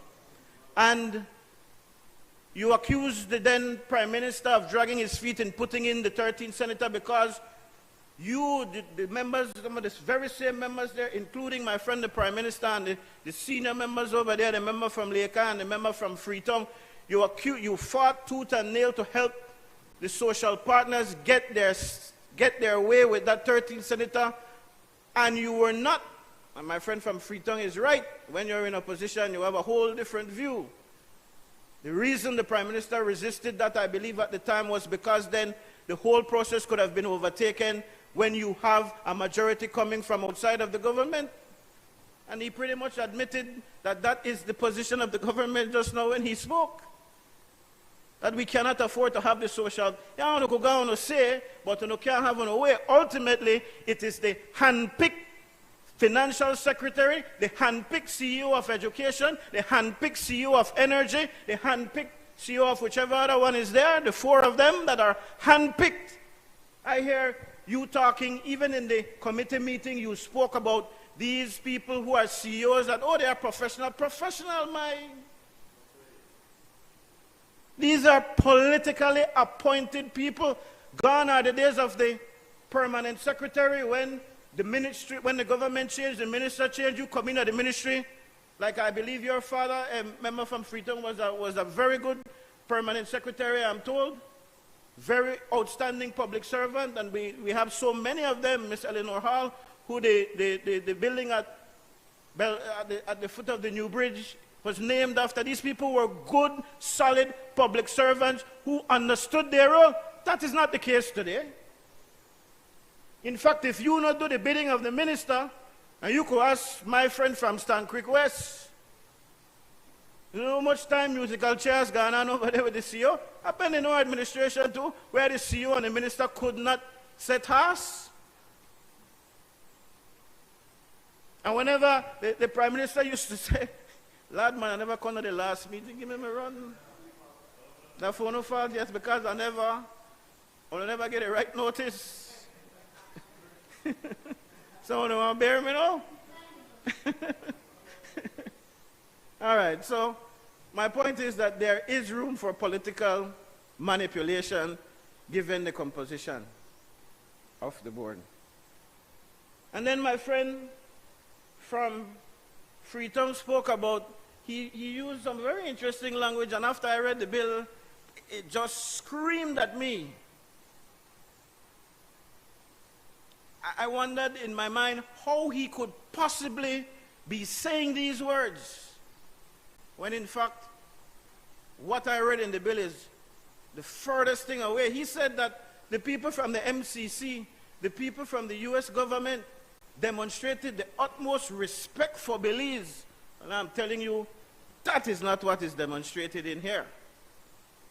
Every single thing that the board needs to do. Well, let's begin with just the who is going to be appointed. The member from the, why? Now, I'm not talking about you. I spoke earlier. You know, make a finish. You say, interrupt me. I'm talking about the members from civil society. I am talking about the members from the union. I'm not talking about the CEOs who you put there. That's not what I'm talking about. So I'm not contradict myself. I'm telling you that even those persons must be approved. If one of them decides to resign, you will have to go to the MCC. That's what it is here. Oh, it's their money. And it takes me back to the first point that I made. Well, not the first point, the second point. The first point was about poverty. The point that I made that mine how to sell your soul for $250 million. If they can come and dictate to you and tell you everything, if you want to change the composition of the board, that has to be approved. Whoever you put up, they have to approve that individual person. The stakeholder bodies that are there. Everything. I looked through it, Madam Speaker, and I can't say that I catch all of them. But let me count. 1, 2, 3, 4, 5. 5 of them on one page where they tell you you have to go back to the MCC for their approval for very, very big things, I would say, that need to be done by this board. Every little thing will be manipulated by the MCC. All of them. That's 5 on one page. 6, 7, 8, 9. Every little thing. And I caution again, my friend from Freetown danced all around it.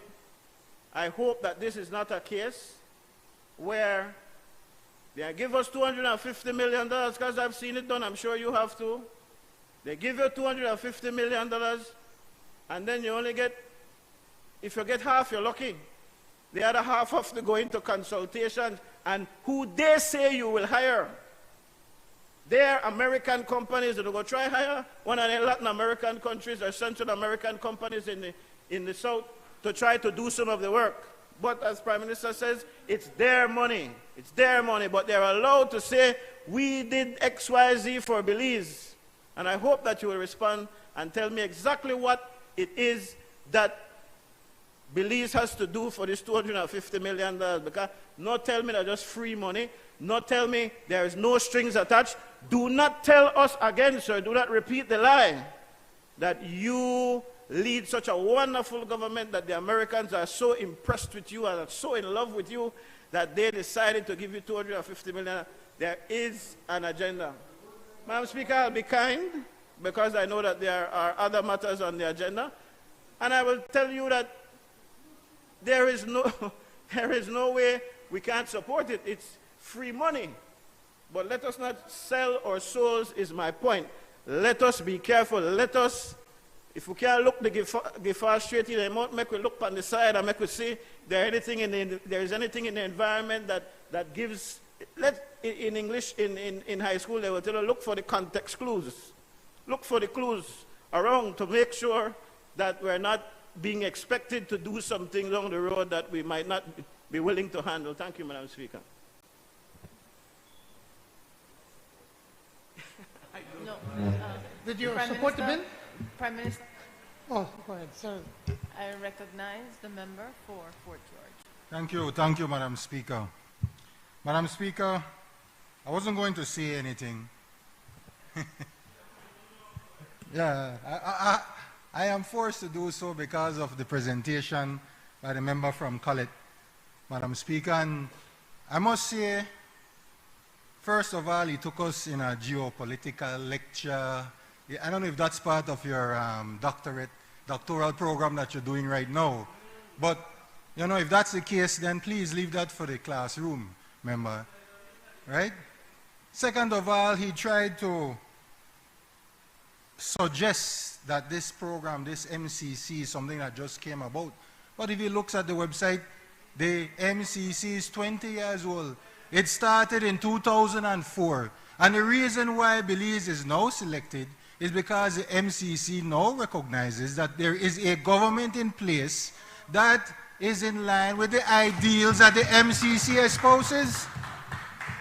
I don't know if you guys had tried to do it under your tenure. I don't know if you tried to reach out to them. But there's no way under the UDP this monies would have been approved by the MCC board or by the US Congress. So, in reality, Madam Speaker, it seems like this $250 million, the bonne that the MCC approved this, that the US Congress approved this, Madam Speaker. And Madam Speaker, he then went on to talk about the board and the composition of the board. And let me first state that the leader of the opposition, he actually said he had concerns about the stakeholders. Well, putting aside the government representatives, so is he saying that he has a problem with the Belize National Teachers Union? Is he saying that he has a problem with the Belize Chamber of Commerce? Is he saying that he has a problem with civil society? Because he said he had problems with the stakeholders, but then he said, No, let me have to do 42B for a meeting that only has 2 bills on the agenda. Come on. Hi, man. You say, well, I never want to get up, Madam Speaker. But he can't get up in this honorable house and say he have concerns, but then say, I know I call no name. Call a name. Call a name, leader of the opposition. No. Don't take the bait. But then the member from Khaled doubled down on these concerns about BNTU and the Chamber of Commerce and civil society, and suggested that somehow the government would be able to manipulate the board, but then later on suggested that it's not the government that will be able to manipulate the board, somehow the MCC will be able to manipulate the board. Well, which is it, member from Khaled? Which is it? Because the fact is that the MCC will have a representative that is observing the board. That is there in the act. They have to approve the persons that are selected. But if you read the other sections, it's selected by a process done by the Chamber of Commerce. It's selected by a process done by civil society. It's selected by a process done by the BNTU. And then that process and those persons selected has to be approved by the MCC. Well, Madam Speaker, what he fails to recognize from this is that this is part of the transparency. This is part of the accountability that this project, that this authority will have, Madam Speaker. Because the reality is that these monies will not be able to be used unless it's approved by the board, the authority. Again, Madam Speaker, that's what he is saying. Now, on the issue, Madam Speaker, that he raised about meetings could be called and the quorum is only 4, so the other side or the other members of the board would not be told. Let's go to section 18 of the act, where it talks about, or sorry, section 20, where it talks about meetings and notice for meetings. And it says a notice of a regular meeting shall be given to every member of the board by hand or electronic mail 7 days before, special meeting 48 days before, etc., etc. This are to every member. It says shall. It says shall. Member from Khaled. So please stop trying to mislead the Belizean people that 4 persons can call a secret meeting and make decisions on behalf of the MCC or the MCA board. Come on, man. At least quote the section of the law that deals with it. Madam Speaker, finally, and the member from Freetongue spoke about this, so I won't go into great detail, but I have to, join the words and agree with what he said in his presentation. On June the 26th, Madam Speaker, the MCC Board of Directors approved this grant to Belize of 250 million Belize dollars for two purposes, education and energy. And in the education sector, Madam Speaker, is to increase the number of post-primary school graduates with relevant labor market skills. Why this is important, Madam Speaker, is because, as we say in Fort George, your skills pay your bills. If we are able to give the relevant labor market skills, educate our people to be able to provide for themselves, then, Madam Speaker, this will be a major boost, not only to the education sector, but to the job market in Belize. It also talks about inclusion and equity, making sure we close that gender gap, where certain skills, or males are trained in certain skills, females in another skill. Those days are over, Madam Speaker. Boys and girls, men and women are learning the exact same thing, can do the exact same work, and deserve the exact same pay, Madam Speaker. And this is what this MCC bill will do.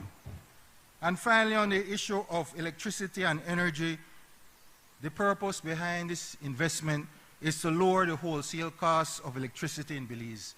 This is not only about benefiting the Belizean consumers, households, but also businesses, also hotels, and this will make Belize a more attractive investment destination because an overhead costs will be reduced. So, Madam Speaker, as the MCC board has on its website, this board assesses countries based on their commitment to the rule of law, commitment to social justice, commitment to economic freedom, and commitment to investment in people. In reality, this is a recognition of the work being done by this government, and it is a recognition that Belize is a democracy that believes in economic freedom, Madam Speaker. This is a big day for Belize, and let's not get distracted by the pettiness of the opposition. Thank you very much, Madam Speaker. I recognize the Prime Minister. Thank you, Madam Speaker. And I really didn't expect or wanted this to become a political football. I really expected that all members would have come here to be grateful to the U.S. government and to the American people, because it's taxpayers' monies that is being used for them to be able to fund this program in Belize. There's no matter what you put into it, Honorable Member from Colette, is free money. If you get 125 million, wonderful. You get 250 million, it's even better. The idea is that we are aiming that they have set aside $250 million free money for Belize. The difference, what the Honorable Member from Colette does not want to accept. This is not Petro Caribe funding when they roll it, and they bad spend up the money. We can't spend this money the way we want. And I agree, it is done for a specific purpose. And you're talking that we don't know, that I did not say what this Millennium Challenge Authority is all about. If you look right at the very start, it says, an act to establish the Millennium Challenge Account Belize Authority with the objective to implement projects which are aimed at reducing poverty and promoting sustainable economic growth in Belize. What's so difficult to understand? The best way to fight poverty, and you, Honorable Member from Colette, should understand the way to fight poverty is through education. You could give a young man $1,000, and pretty soon that person will be broke. But you educate him, you educate her, you give them a skill, then that they will forever be able to take care of themselves. That is what this is all about. And every study, when I was chatting right now with the Honorable Member from Freetongue, every study we have seen in Belize when it comes to the issue of energy and the economy, they will tell you, every one of them will tell you that energy, the high cost of energy, is a problem to your economy. And we need to find ways how we can reduce that cost. We never needed the MCC to bring people to tell you that. We knew it from the beginning. That's why we managed to get this in record time. In other countries, like Honduras, that they had one in Africa, it takes them years and years and years before they come up with an agreed compact. We did this in record time, 3 years. Here we are deciding this right now. And you constantly contradict yourself, Honorable Member from Colette. At one moment, they say, look at the members from the board. All of them are controlled by the government. 1.5 minutes later, oh, you have to watch right here because then the Americans control everything. They want to tell you what to do and what you can't do, and they give to this. So make up your mind. Now, which one? It can't be two. You have to, can't be two. One or the other. But Madam Speaker, I have no problem if the American government or MCC have a hard and close look at how this money is being spent. You know why? Because we are going to ensure that this money is spent for the benefit of our citizens in this country. But you only look at selectively for trying to score political points. If you only listen a little bit, Honorable Member from Colette, talking about food security, Belize is one of the few countries that is secure with food. We produce enough food to export. Yes, we do. Yes, we do. But you just come and talk. We have enough chicken for feeding people, enough rice, enough beans, enough sugar, enough beef, enough pork, enough vegetables. We can feed ourselves. Why is it that you think Guyana is looking at Belize? Why is it that you think that they come here to see what we are doing? Because we are the only country. Man, if you don't listen or leave it, you wouldn't embarrass yourself. We are the only country in Central America and the Caribbean that can produce enough food for its citizens. And the whole idea behind this, when you look at the TVETs, wait a minute, I listen to you. With the whole thing with the TVETs, that's exactly what they talk about. TVETs, we look at all the skills from food production to skills in automotive, welding, all of these skills that we are short of right now in this country. But again, Madam Speaker, which is important for this gentleman, this honorable gentleman to look at, when he's talking about how, because of the CEOs and we control the CEOs and they're going to do as they wish. If you had only taken 1-2 minutes, Madam Speaker, looking at when it comes to accounts and audits in Section 41. In Section 41, it makes it very clear that the operations of the authority and such accounts and the records shall conform to MCC policy and internationally accepted standards. And he not finished there. He said, they have selected and procured in accordance with the accountable ethics guidelines for contracted financial audited and the M&E plan. And it goes more yet. It says audits of the authority shall be performed in accordance with the compact and the program implementation agreement and shall be subject to quality assurance oversight of the Inspector General of the United States government. It goes on further, Madam Speaker, on 41.5. The authority shall provide access to its accounts, financial records, and facilities to the Inspector General. They will be checking every dollar we spend. These are not Petro-Caribbean money. They don't go and go eat tacos and drink some few beers at the Corozal. No. Or they can't go give their bloated contracts that they did with the Petrocaribe that we over $500 million that we couldn't even audit because there were no records? No. There's a close on the office before getting there. Wipe it out. Wipe it out. No records. No records. Which projects? That's my point. The money was, and there are some projects, yes, a basketball court where it probably costs from 30,000 and they spend 130,000. Of course. Of course.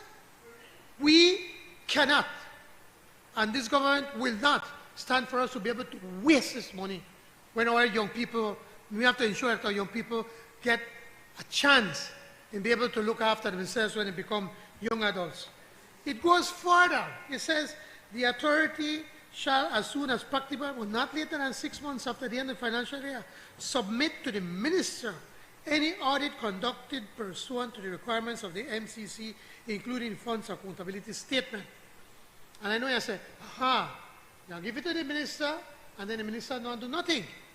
But if we were to look at 42.2, it says, the minister shall, not may, shall, you have to, no later than 3 months after the first sitting of the National Assembly after receipt of the audit referred to in subsection 1, present such audit before the National Assembly. And then you want to create aspirations to the government that, oh, they control and they spend. Really, man? If you don't only read it, you don't embarrass yourself. I'm sorry, but it's an embarrassment. It's an embarrassment. And then come that there is some secret agreement. There is no secret agreement. There are no strings attached to this compact. None whatsoever. It is a part of the work that they do in the area, Madam Speaker. They realize, the Americans, that why is it that you think with all of these migrants, the problems they have with the migration into the United States? It is simply almost, well, I shouldn't say. The point is that they realize that every country needs to be able to create opportunities, because if we don't create opportunities, we are trying to find where we could go for trying to opportunities. And they have seen. Colette, please. There was very little interruption, but it's going on a bit too long. Madam Speaker, they have yes, seen. but this standing order is not referred to that, man. 42B. He's embarrassed about what he just said just now, Madam Speaker. That's the problem. The point is we're trying to make, Madam Speaker, that here is the United States government, through the MCC, they saw within a year what we're trying to accomplish. And they figured, you know what?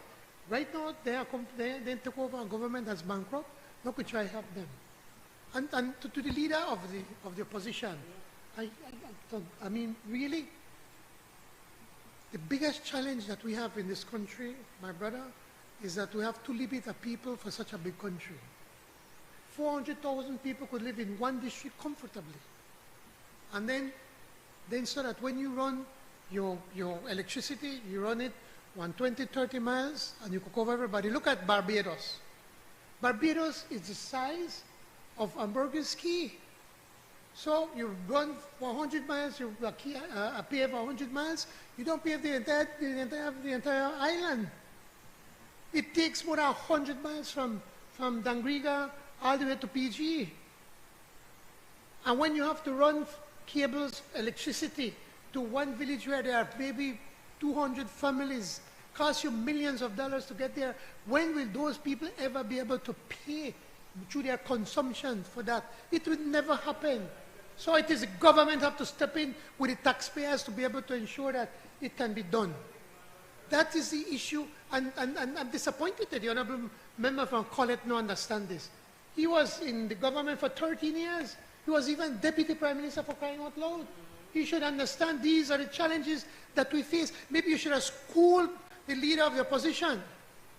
But I guess you don't want to school him because we know what happened, right? So you don't make it easier for him, right? But the point is that we have all of these challenges. That's why we call it the Millennium Challenge Corporation, because they're coming in to help us meet our challenges. Electricity, water, bridges, roads, clinics, medical clinics, housing. All of these challenges that we face, it's only 400,000 of us. If you were to read the history of Belize, and especially under George Price's biography, in the mid-50s and early 60s, when he was out about internationally trying to drum up support for a quest for independence, what you were telling Mr. Price back then? He said, you don't have a country, you don't have enough people, you have no natural resources. At that time, they did not realize how beautiful and how blessed this country is. But George Price did from back then. And he never wavered or the belief that Belize can be a beautiful country one day in the future. These are the challenges of small countries like us with small populations and so spread out. And so we constantly have to be fighting and trying to find how we could get more funding. Just in Tuesday's cabinet meeting, without disclosing, we're saying that everybody is saying, well, you know, we still, the honorable member from Orange Rock, so pushing to get electricity to San Carlos, one of the most productive areas in the country. And we still can't get that done, and we're still hoping that we'll be able to get it done before the term of this government. The honorable member from Cayos Northeast, Landi, yes, Northeast, wanting, pushing for us to be able to pave a road from Spanish Lookout that goes by the way to Bullet Tree on to San Ignacio. Because once we have a flooding out this way, getting out from Spanish Lookout, that whole area is locked off. Now another $20 million. All of these challenges that we have, and we're not running away from them. Progresso Road, that's it. I'm the honorable member from Corozal, southeast. They look for me right there. They holding at me, the beam at me, reminding me of. But you know what is the irony with Progresso, honorable member, and it upsets me that the PUP government, we negotiated with the EU free money to pave the road from Progresso all the way to Orange Rock Town. But the previous government, because they were so vindictive, they took away the money to be able to pave Albert Street and Regent Street. They already spent a few $1 million to try to upgrade the road, Madam Speaker. But they're so narrow-minded and bad-minded, they took away the contract. This is not fiction, this is true. And then Berbe and Lopez had the project. They went to court. We lose the money, Madam Speaker. I think it's about $12 million. We lost that money from the EU because the EU said, well, time up, you never use it, so then take it back. And we had to compensate them to do nothing. You remember that? You remember that? Do you remember that? No, I'm making the point. Do you remember that? How much money did you pay them back to do nothing? How much you end up to give them? You had to pay them, I think it's about another $11 million as settlement. And now we have to find the money to be able to pay it. We had already solved that under the Musa administration. Madam Speaker, we constantly have challenges, and we accept any friend that is prepared to work with us and to respect us. I remember at one time what the former Minister of Foreign Affairs said. He said, in some instances, you don't have to love us, but respect us. And we have been dealing with the American government at a level of respect because they have seen what we have been doing over these past years, Madam Speaker. I want to put into the records of this honorable House my appreciation, our government's appreciation, the people of Belize's appreciation to the U.S. government for them to sign this compact and to make $250 million of free money for us to address the issues of education and energy. Madam Speaker, I move the debate. Thanks. Honorable members, the question is that the bill for an act to establish the Millennium Challenge Account Belize Authority with the objective to implement 2 projects which are aimed at reducing poverty and promoting sustainable economic growth in Belize respectively, and to provide for matters connected therewith or incidental thereto, be read a second time. All those in favor kindly say aye. Aye. Those against kindly say no. I think the ayes have it. Bill for an act to establish the Millennium Challenge Account Belize Authority with the objective to implement 2 projects which are aimed at reducing poverty and promoting sustainable economic growth in Belize, respectively, and to provide for matters connected therewith or incidental thereto. I recognize the Honorable Prime Minister. Madam Speaker, again, this is the National Security Council Bill 2024. I move the second reading of a bill for an act to establish a body to be known as the National Security Council to provide for the functions, powers, organization, and management of the National Security Council, to establish the National Security Directorate, to provide for the functions of the National Security Directorate, and to provide for matters connected therewith or incidental to. Madam Speaker, at the last House meeting, I think I went through and I gave I think a fairly comprehensive explanation. But it's important to point out, Madam Speaker, that we've had a National Security Council from the early 1990s, but it has never been formalized, just by practice. And now, with the different challenges that we face, both internal and external, it is important to put something, to structure something, and it's important to have the leaders at the highest level in government to be involved to ensure that we could be constantly reviewing and being and following up on whatever challenge that may exist and to take proper action. Again, this is something whose time has come, and I'm asking the support from all members of this National Assembly. Thank you, Madam Speaker. Recognize the member from Mesopotamia, Leader of the Opposition. Thank you, Madam Speaker. Madam Speaker, I rise to support this bill. We do live in a constant state of emergency under this current administration, who promised citizen security, but we've had anything but that. Yet the honorable member from Caribbean Shores will blame it on the media. Says it is social media that makes us feel as if there's been a 40% increase in murder. Because when you're talking about national security, Madam Speaker, the domestic threats that we have faced under this Briceño administration, as far as the rampant crime waves, the increase in murder, has been unparalleled, Madam Speaker.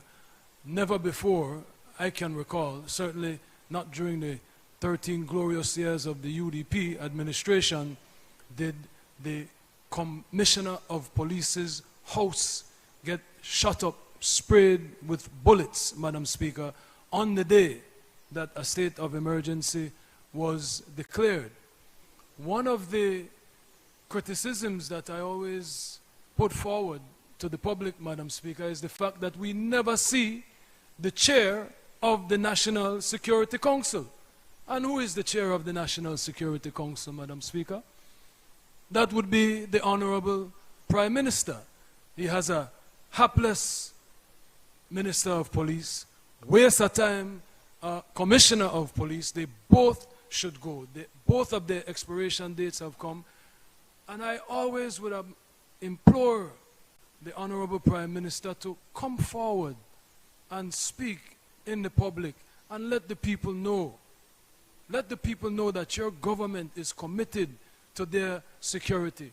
We have been saying that on this side for years, Madam Speaker. I didn't even know that the National Security Council was still functioning, because you never hear anything from the Honorable Prime Minister when we have these crises, Madam Speaker, when we have the most heinous murders, the most heinous attacks.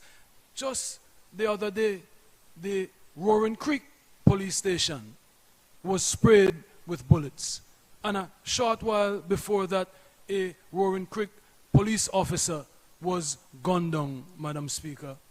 We are living in trying times. So I want to be cautiously optimistic that with this legislation formalizing the National Security Council, we will hear more from the Honorable Prime Minister, and he will not leave. I know that he and the member from Caribbean Shores, they have a leadership struggle going on. I hear about what's happening in the People's United Party. But don't do that to him, man. We need citizen security, Madam Speaker. It should not be politicized, Madam Speaker. Not because the honorable member wants to overtake him in that seat. He has not funded the Ministry of Police properly, and he just leaves the hapless minister and his waste of time commissioner of police to do everything, Madam Speaker, when this is our Prime Minister. Right? Regardless of, I am not Donald Trump. I know I said that he stole the elections and stopped the steal. This is our Prime Minister. He was duly elected. Right? And so we want to hear from him. We want him to assure us as to the domestic threats. I see that you have something in here, Madam Speaker, which I'd like to go to, is the communications interception. I had the opportunity to speak to the former Prime Minister Barrow, and said this was on the books when he was Prime Minister. But, you know, we have concerns that no one will abuse their authority while trying to deal with the national security threats. Which leads me to the next point, Madam Speaker, which is, again, inclusion of the opposition. A few months ago, I visited St. Lucia, Madam Speaker, at the invitation of the former Prime Minister of St. Lucia, Alan Chasney, who is the now leader of the opposition. In attendance was the former Prime Minister of Grenada, who is the now leader of the opposition, Dr. Keith Mitchell, and other leaders of the opposition, Madam Speaker, because we came together to talk about what is happening in our Westminster parliamentary democracies with the exclusion of the opposition. And so it is not just a UDP problem, it is not just a Belize problem, it is happening all over CARICOM, Madam Speaker. And it leads me to this bill, whereas in section, part 3, section 9, L, caption L, where the national security report will be shared with the cabinet. The national security report should be shared with the leader of the opposition on behalf of the opposition, Madam Speaker. This is not a constitutional position that I created once I became leader of the opposition.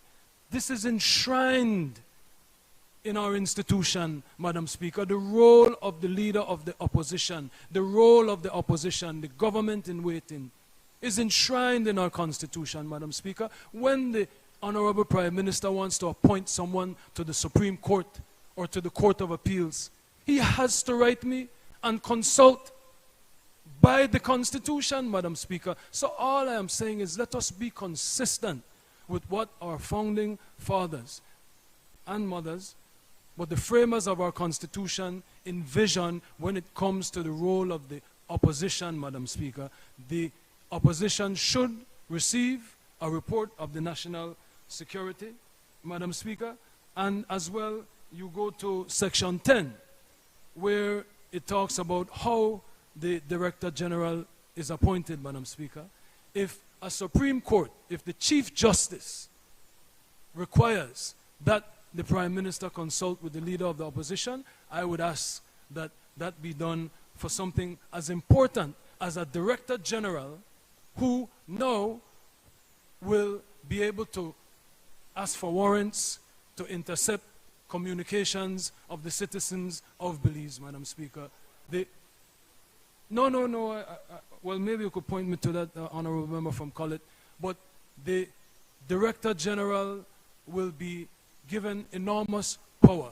This no formalization of the National Security Council has enormous power, Madam Speaker, and the opposition as the oversight body, the opposition as the government in waiting, should be consulted as to who that Director General is and should be given the report of our national security threats, Madam Speaker. And I would be remiss not to bring forward to this honorable House and to the public some of the other concerns that my colleagues had in our parliamentary caucus, Madam Speaker, which is that as much, you criticize the member from Collett that he's contradicting himself. But you're contradicting yourself too, Honorable Prime Minister. We recover, we have no poverty, we have the lowest unemployment rate, yet, hold on, yet we're poor, that's why we're getting the $250 million. You claim that you have such robust surpluses, such robust growth, but you can't pay the BDF their money.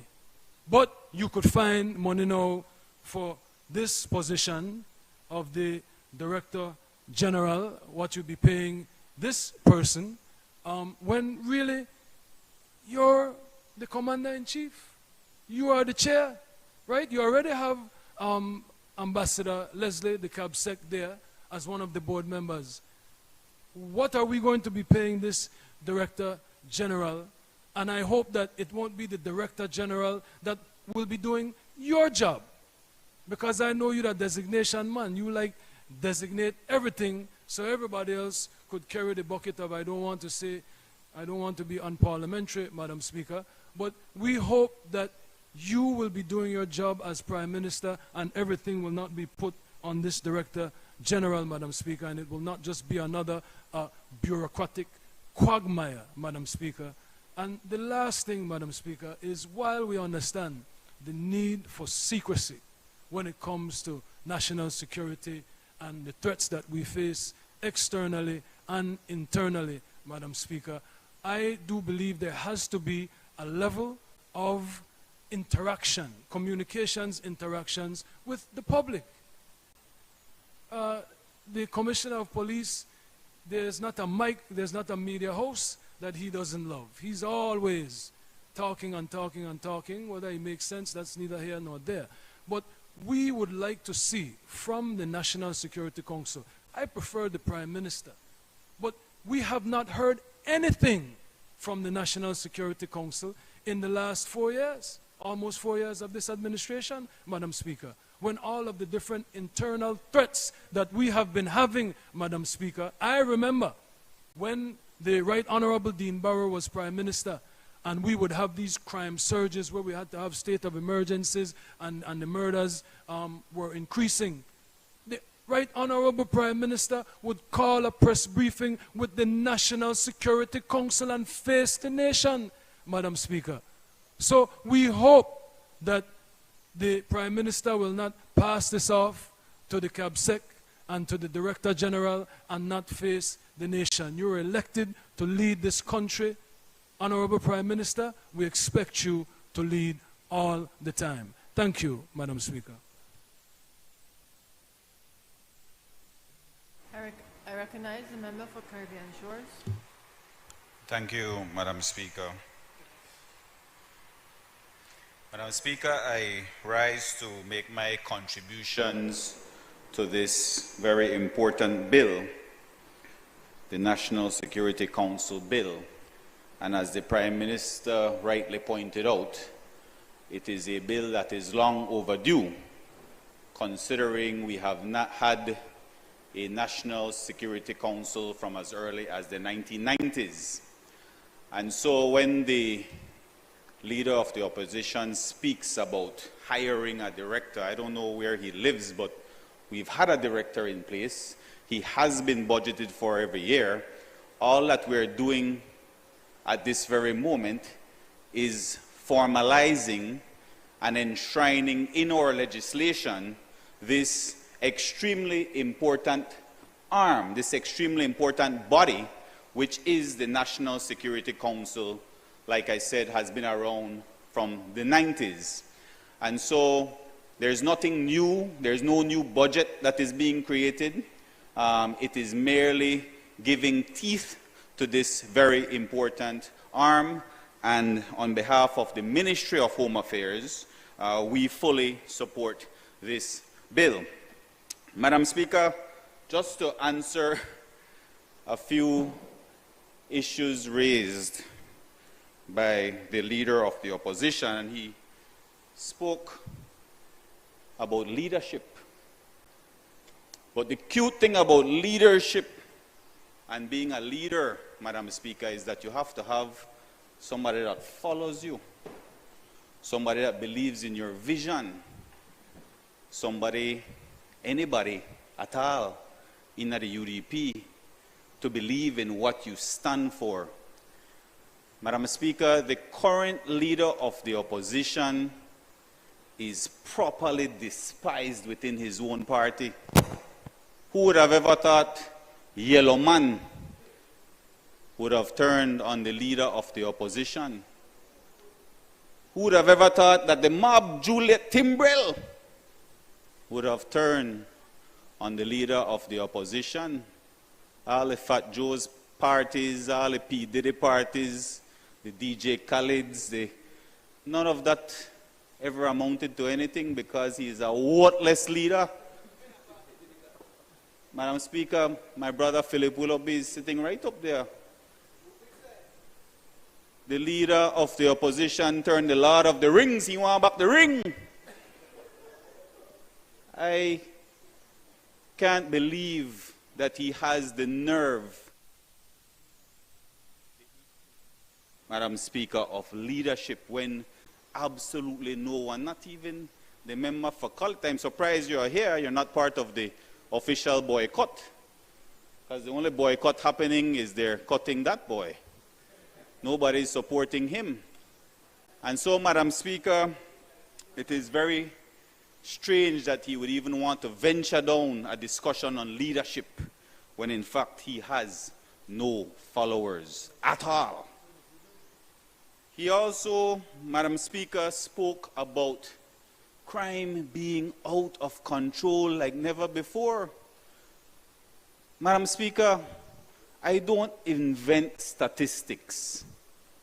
Statistics are in black and white. You can't cook those books. Jules Vasquez records every single murder, even the ones that are self-defense, he records as murder. And so the black and white does not lie. When the United Democratic Party was in government, we were ranked, Madam Speaker, by Insight Crime, not by Karim Musa or Kumpul Williams, who the leader seems to have some fetish or obsession with. We were ranked under the UDP, the third most deadly country in this region, in Latin America. So where is he coming about? This is unparalleled crime. We were seeing and witnessing 148 murders in 2012. Every year it was averaging between 130 to 140 murders. So what is it that he is seeing that nobody else is seeing? Madam Speaker, in 2022, we came out of that top 10 list under this administration. We went from 3rd to 11th. And in 2023, Madam Speaker, we went from 11th to 14th of the world's or this region's most deadliest countries. 14th. So I don't know where the leader of the opposition is getting his information from. Obviously, this is his grandstanding moment because he always latches on to crime. But, Madam Speaker, the facts and the black and white does not lie. I have never said that I am going to be the perfect minister. The Kumpul has never said that he will be a perfect commissioner of police. But we are working and we are grinding, and that is why you see the numbers getting better each year. Madam Speaker. And so, when we look at crime on a whole, and you look at the different approaches across the world, everybody is looking to El Salvador right now under President Bukele, who has brought his numbers down. But even under their system, there is still crime. Last year in El Salvador, they saw 154 murders. Yes, they have brought it down drastically, but you cannot prevent each and every crime that occurs, every murder that occurs. And we, like I said on the last occasion, had the leader of the opposition been here, we have been employing every tool in the toolkit. We have been making arrests. We have been getting more convictions like never before, Madam Speaker. Another statistic he will not want to accept. Every single statistic we have actually brought down, even the issue, because I see him latching on now to the issue of excessive force and abuse. On average, Madam Speaker, under the United Democratic Party administration, there were approximately 200 plus reports of abuse each year. We're talking 2017, 2018, 2019, on average. That number has been cut in half under this administration. And I am proud to say, Madam Speaker, it is because we have executed this zero-tolerance approach. It is because we have increased the standards to become a police officer, changed and revised the curriculum at our training academy, that we are now producing efficient, transparent, accountable officers, Madam Speaker. And I take no pride in saying, Madam Speaker, that under our administration, our zero-tolerance approach has led to the dismissal of many rogue officers or many abusive officers. Because dismissing officers, that's never an easy thing. But it's a hard, decisive action that had to be taken, and for a statement to be made about how serious we were about that, Madam Speaker. And so I am very proud of the fact that our numbers have gotten 100% better when it comes to reports of police abuse. And so, in any single statistical line that the leader of the opposition looks at, he will see that consistently this administration has improved. And like I said, we may not be perfect, Madam Speaker, not at all. But by all means, we are 100 times better than their administration when it comes to fighting crime. Madam Speaker, crime is a difficult thing to contain, and I think even the leader of the opposition, who was once a part of that lifestyle, can attest to this. In 2017, he gave an interview to a radio station. And these are his words, not mine. I quote, he said, "There's not a light switch that takes place where you get out of the ghetto, where the light goes off, and all of a sudden now you are a law-abiding citizen, and your temper just goes away. Nah, it's hard to make that transition." Madam Speaker, he even said in this interview, because they asked him if he was worried about anybody catching him on camera, because I see he's making a big deal about the officer being caught on camera. The leader of the opposition said, "They weren't going to catch me on no flip cam. They were going to catch themselves getting aired out." Now, if you're from the streets, you will know what getting aired out means. He also happened to admit in this interview that he shot a man by the name of Julius Jones in that nightclub. I always wonder why you don't like Julius. It's because you bear the namesake of the gentleman who was shot in that nightclub. And so, Madam Speaker, I say all this to say that the leader of the opposition, should understand that crime is no easy issue to tackle. But by all means, Madam Speaker, this administration has done an exceptional job. Our Commissioner of Police, who he says is talking, that's what transparency, accountability, being open with the media looks like. I can count on my fingers, Madam Speaker, on one hand, how many times John Saldiva in 12 years went to address crime on the media when it was 148 murders a year. I can count. They were not accountable, not transparent. And so, yes, that may have its drawbacks and disadvantages, because then it becomes the spotlight of the media and Jules Vasquez and his likewise obsession with the Compol. But it's what transparency looks like, something that they do not understand. That we will always grab crime by the horns and we will always address crime because it is a serious issue. And Madam Speaker, like I said, we never want to go back to the days of the UDP statistics, never. And so we will continue to make improvements at our police department, and we will continue to fight crime in the best way possible, using innovation and technology, using DNA, and using CCTV cameras, everything in our toolkit to ensure that the citizens of our country remain safe. Thank you, Madam Speaker.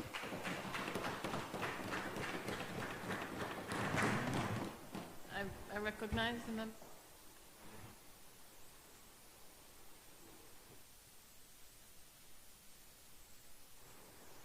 Thank you, Madam Speaker. May I begin with my friend from Caribbean Shores, who went to great pains. I will leave out the politics out of things. He spoke a lot about the internal politics of the UDP, and I will not get into that. But he defended vigorously the PUP's administration's handling of crime. Let me remind you, my friend, you were the one. It appears to me that long before the PUP won the election, that you were tagged to be the person who would be the Minister of Home Affairs or the Minister of Police, because you were the mouthpiece. In fact, you were one of the members in the Honorable House. Maybe that is why, but you took on those matters. You were the one who, sir, every chance you got, criticized the efforts of the UDP running them down. You were the one who got up on the TV and in this Honorable House and criticized the administration for preventative detention.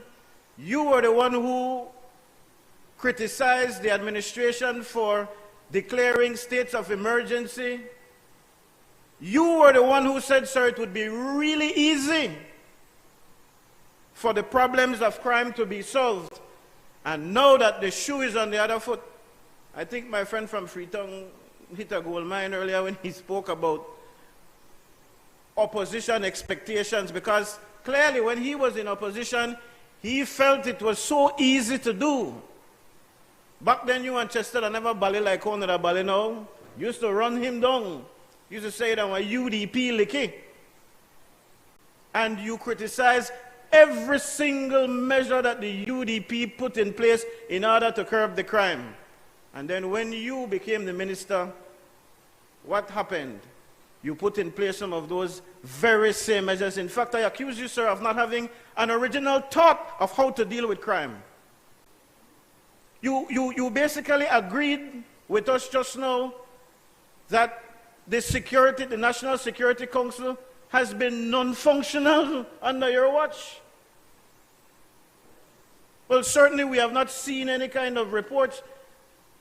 And whether or not I've always been amazed by the ministers of national security or the ministers with responsibility for the police and even the UDP administration. I think it is an absolutely dumb thing to say that, oh, when the UDP may in, crime may there, so and so and so, and when the PUP they in, murders there, boss, on the street,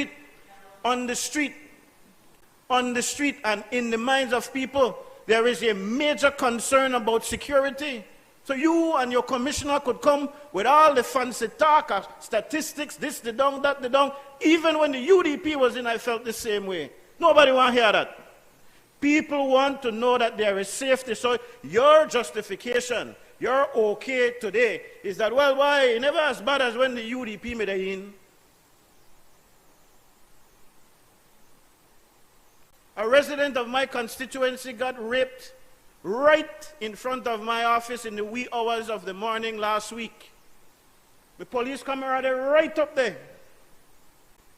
So when you talk about technology and using technology, then they're not coming to me directly, but the family came. If I could lend them, if I could give them the footage from my office. No, sir, because I'm not getting any quarrel with the people in that area about snitching. You have a camera right up there, but you can say, you're not going to say what you want.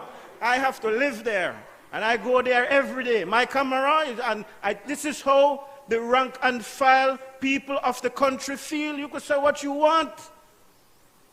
The people of this country feel that way. They don't feel safe. If you go testify, you're a witness, then they come for you next. We see it happen over and over and over again. So, sir, your statistics does not give us any comfort. No comfort. And the leader of the opposition is right. When it is, you promised DNA and all that, and both administrations don't need to get serious. I did hear about DNA from God McMorning.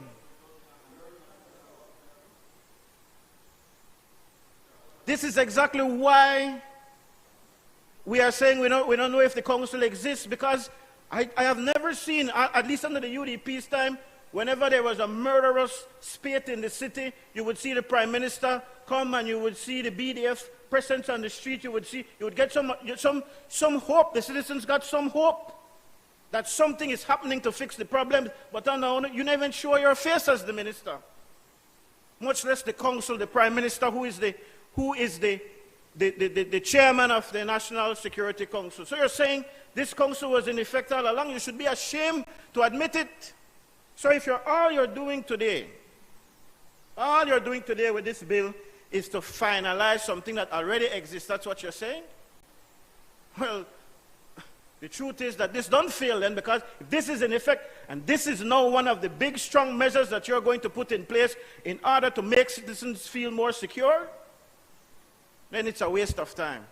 But my personal view is that if it is allowed to function in a manner that is proper, and when I say that, I'm telling you I have grave concerns about some of the powers that are in this bill, and I'll get into that in a minute.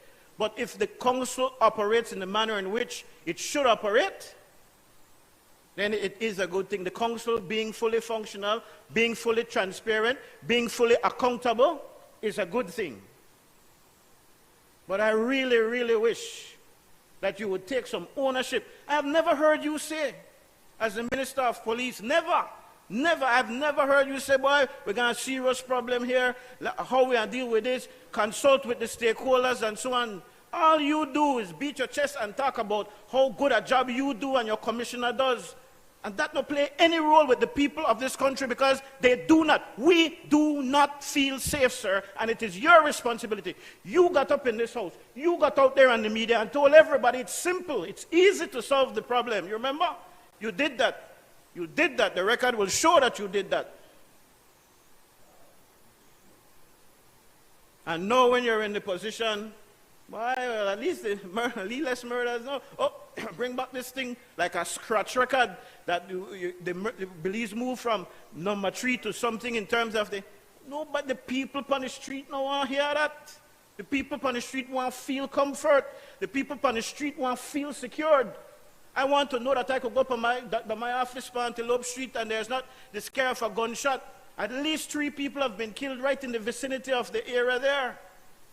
And now become a police booth there, right? Police booth there, and camera there right there. I don't know, I can ask me about my camera, as I said before. I have cameras to protect my office and the people who are there. Anyway. The police, but if the police never got a camera there, maybe it would be different. The camera is right in the crossroads. The Belize City Council has a problem with garbage dumping right at that corner. But they can't fix the problem because they don't know who is dumping the garbage. But one high-profile camera, you go check it, right to the corner and to the right diagonal from where my office is. State-of-the-art camera, and I'm not old neither, but you all can't determine nothing from that camera. It's a joke. Anyway, back to the National Security Council, Mr. Speaker.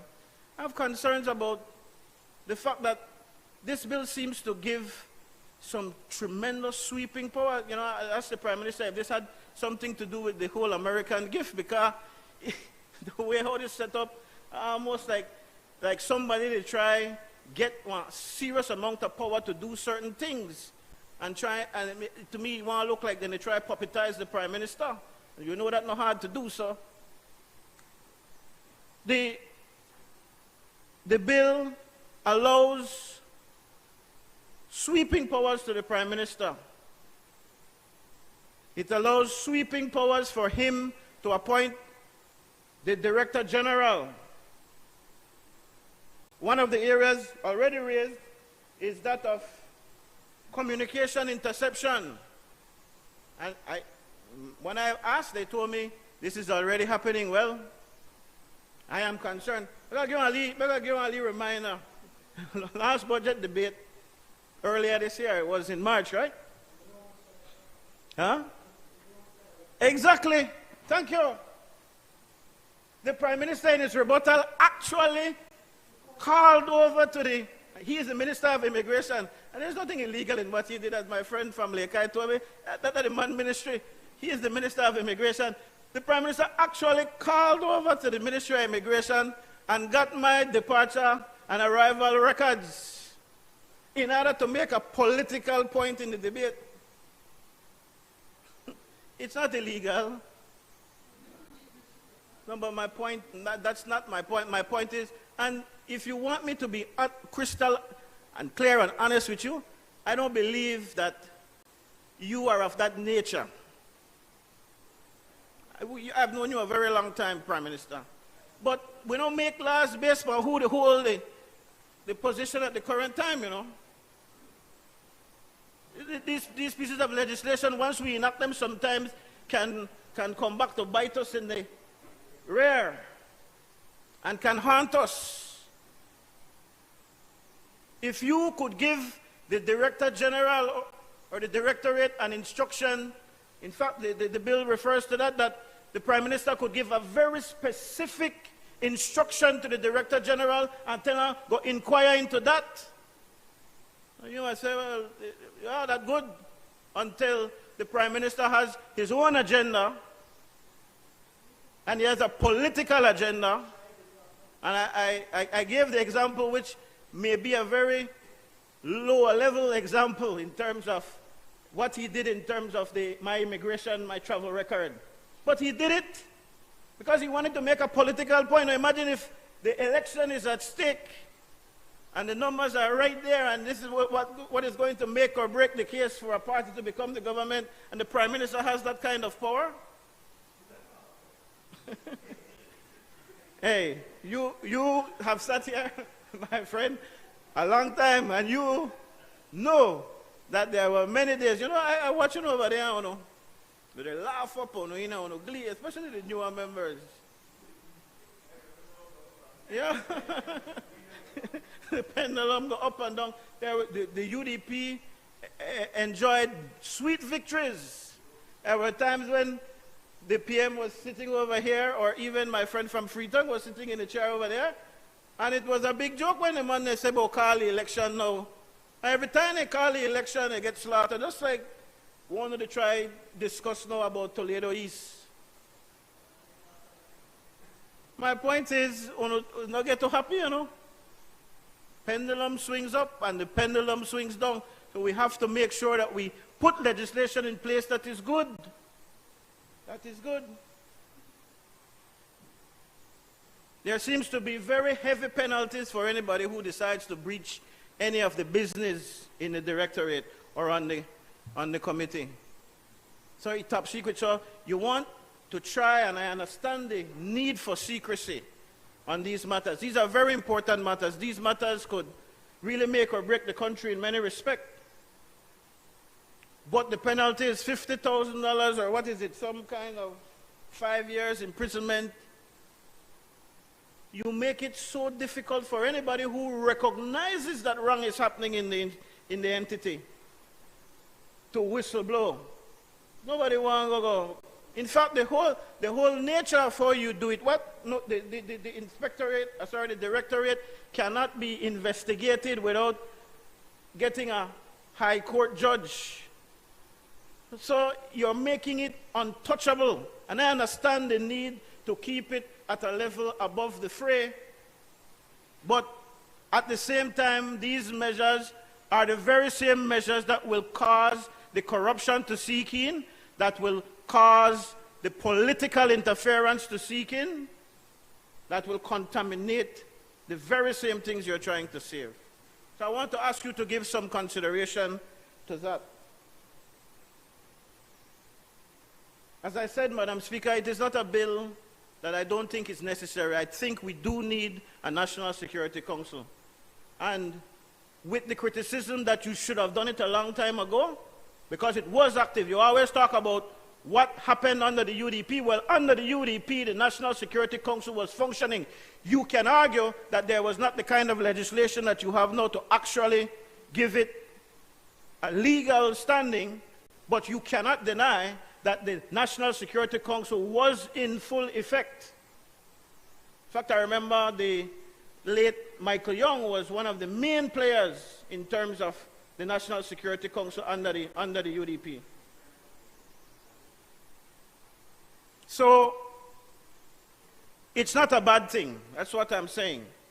But we have to be careful, and we have to put in the safeguards to protect from political manipulation. And also, we have to make sure that it's functioning to really eradicate crime.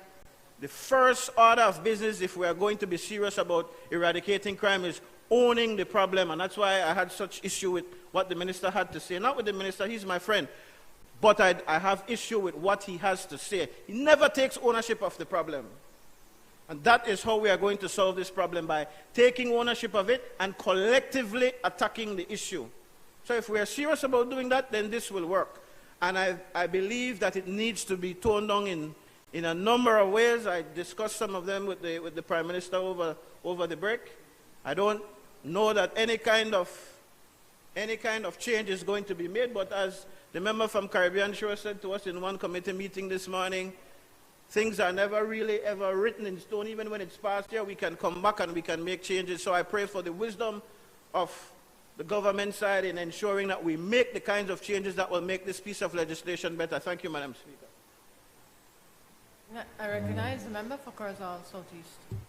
Member for Colette, thank you for that.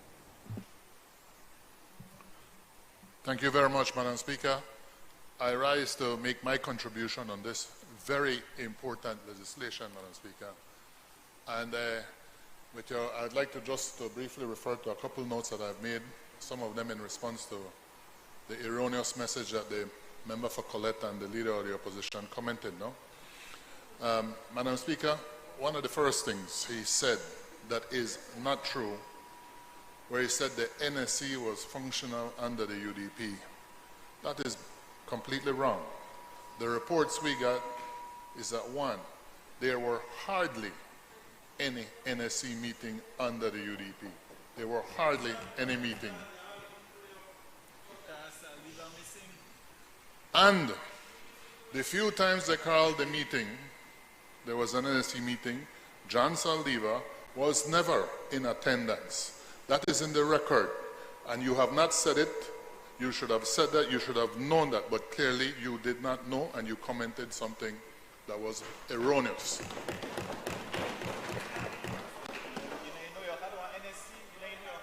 You mentioned about DNA and all that. The Minister for the Police just explained that there's just been a conviction based on the use of DNA. So please, get your facts correct before you start commenting, okay? As much, Madam Speaker, all of a sudden, now that this legislation is here, I'm hearing all the sorts of complaints from him. I was here for the 13 years. I won. I was a new guy in 2008. I won. I beat the wave. Uno couldn't beat me out of try out of couldn't. And you won't. So,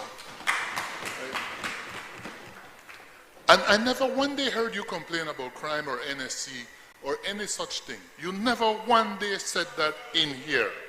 You complain about it. No, come on. That's political experience. Eh? Come on, man. I have a little bit more respect for you knowing that you have been here before me and for you to be lowering yourself to the standards, man. Lord of mercy, man. You can do better than that, member for Colette. All right? Now, Madam Speaker, I hear things, there are some criticisms like you don't hear about NSC and all that. And I'll be honest with you, from the ministry, the portfolio the Prime Minister has entrusted me with, I do operate from a position where the least heard from our ministry is the best heard. Not because we're not reporting, but because the soldiers and the Coast Guard, they operate quietly, they operate professionally, doing their job. When we got in, and this is not the place to be putting out the litany of complaints, but I will just mention a few. When we got in, we met a whole series of administrative problems within our ministry for both the BDF and for the Coast Guard. I never hear them complaining about that. Madam Speaker, myself and a few others, we knew a lot of national security issues that we could have used for political mileage, but we never did, Madam Speaker, because national security is not a political football. And I'll speak for the ministry of which I'm entrusted with. It will not be used in any way politically, because national security is about the defense of this country I deeply love. And I can tell you, when I'm working with the Prime Minister, when he chairs these meetings, I have known no greater patriot than him right now when he is leading us and asking us how to tackle the big issues when it comes to our national security in this country, Madam Speaker. So, I also heard the leader of the opposition commenting that he have seen no report. Again, at the end of the day, that is not my decision, but if my opinion, he will not see any report. He came in here some House meetings ago and reported something that was quite confidential, extremely confidential. He should have brought that up privately with the Prime Minister and have an issue with it. That should not have been an issue that should have been made publicly in this House. He tried to gain political mileage by harming this country. That is totally reckless and careless, and I wish you would condemn him for that, Member for Colette. Madam Speaker, as well, we talk about some of the issues. I remember when some of the soldiers who have retired, when they brought the issue of the pay, because they're saying we're cutting the pay. Again, that's a falsehood. You are repeating. You repeat it again. You are knowingly telling something that is not correct. The Prime Minister immediately found a solution, and that is now being effected in getting the payments to the retired soldiers who are not getting their salaries. As well as for the salaries of the soldiers right now, we've had a tripartite meeting with the Ministry of Finance, the Ministry of Defense, and the Ministry of the Public Service to resolve this issue for the soldiers. And we have said we will touch no salaries until we have one full final solution. In addition to that solution, Madam Speaker, we are also going to be increasing allowances that for 13 years the soldiers couldn't even dream of getting under that previous UDP government. Madam Speaker,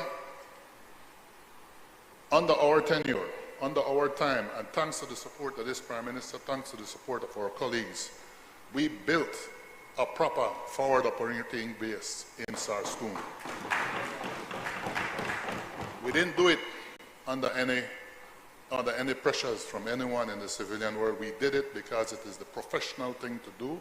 We did it because it is in our national security interest. We will not be making decisions on national security based on political expediency, Madam Speaker, and we never did. That was done properly. Madam Speaker, we have built much needed barrack rooms for our soldiers, and I'm sure you saw it on television, Member for Colette, how wonderful it is. We are currently fixing the kitchen and the dining hall for the soldiers. That should be completed, I'm hoping, by the end of this year. When I went there, after 25 years, when I went there, my God, I couldn't believe how rundown you all had left it. I honestly couldn't believe you did that to our soldiers, and you all have left it. And shame on you guys, man. You should have stand up for the soldiers and not come and criticize me now. That then you should have talk. But my God, not even talk about the septic prime minister. That thing there was horrible. Maybe we should have asked you for go and make you smell it personally to see how you left it.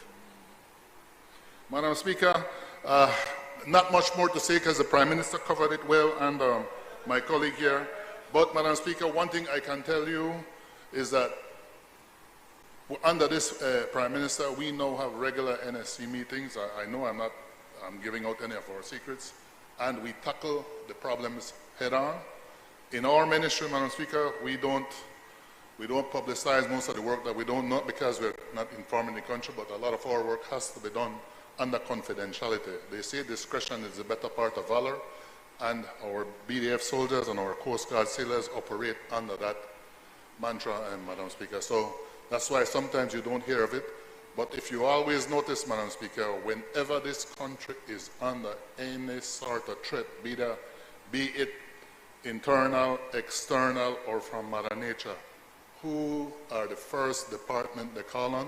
They call on the BDF and the Coast Guard. For Hurricane Lisa, it was the BDF who saved the day. I never hear you tell them thanks, Member for Colette. And they cleaned up your city and your area. All right? For the operations that are happening, again, we're not going to call them, the BDF are the ones who are there. For the fires down south, who was the first one who was there, and who was the one who got the job done? Under our ministry, Madam Speaker, we will always be there in the defense of our country, be it internal, external, or from Mother Nature. Our ministry will always be there in the service of our country. Thank you very much.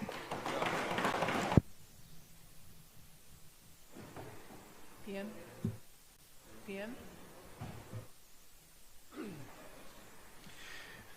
DPM want to go home, they hurry up, I will not go into all the recitals in trying to answer many of the points that the leader, well, yeah, actually the leader of the opposition, but I the next one, I don't know nothing. But they're making the points, but I just want to start up by honorable member from Colette. And if it has spoken to the former Prime Minister, he would have told, you know, a National Security Council should not be seen and should not be heard. It's dealing with the security threats that your country is having, both local and international. You don't want to have a press conference to say all your secrets about what happened, what gang members do, or what you want to do to fight these gang members or these drug lords. You can't do that. Have you ever heard the National Security Council of the United States having a press conference? Never. We've never. So it's just, it sounds good sitting down from the other side, I imagine, but it makes no sense. You're talking with us about secrecy.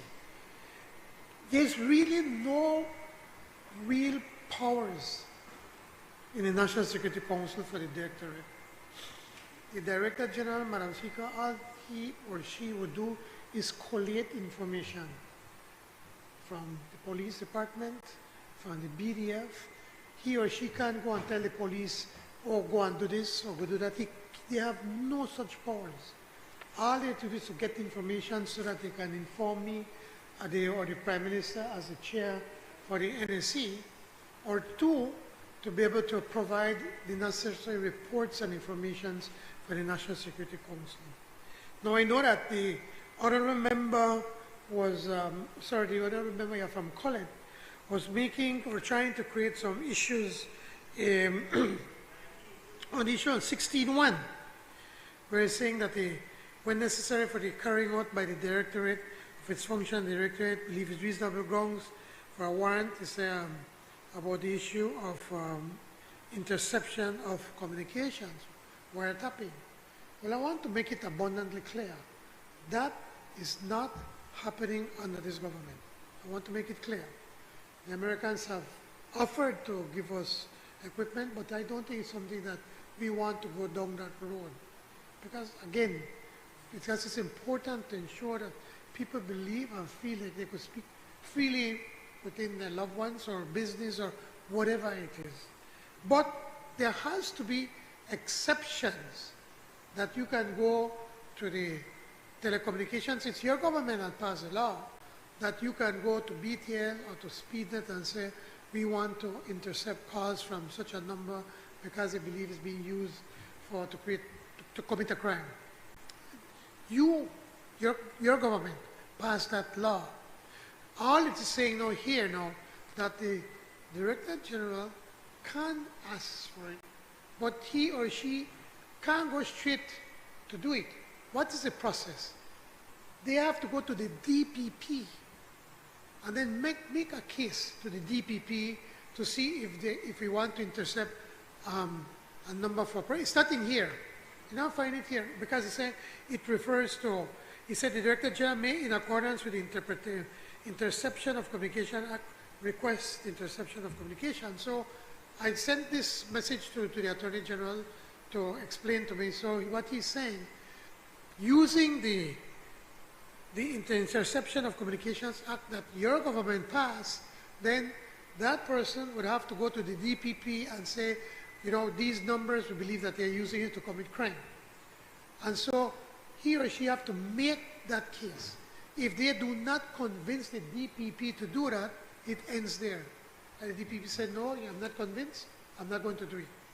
If the DPP is convinced, then the DPP then still have to go to the High Court in front of a judge in the High Court and then make a case based on a recommendation from the Directorate or the National Security Council.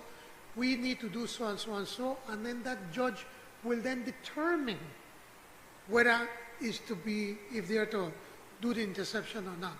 So the NSC, they have no such powers that they could do as they wish. That's why, as I said, all I'm saying, there's no real powers here.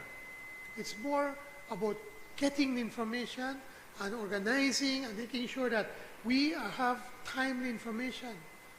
Yes, they will have the necessary, the responsibility, or prefer I to use the word responsibility, to be able to go to the general of the BDF and say, can you give me a report on so and so? And they can provide that report. Without the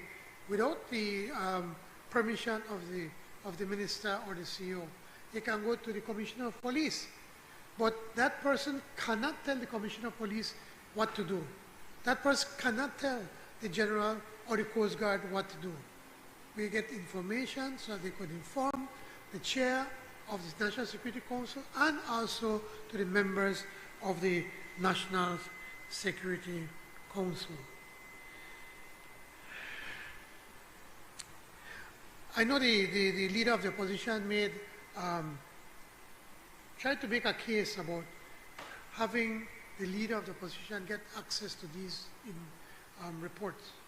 The truth of the matter, my brothers, you all just now are trying to score some political points. You do not use this for politics. And you will be tempted, if you see something in the report, to go there and tell it to the media, so and so and so happening. That's the reason why the Honorable Prime Minister back then, for 13 years, did he ever invite me or the Honorable Member to any report? He did not. There's a reason for that. There's a reason for that. And we have to make sure that we get to that level of maturity to ensure that that does not happen, that it is not going to be used for political purposes. We cannot play with the national security of this country. And you're right, Honorable Member Colette.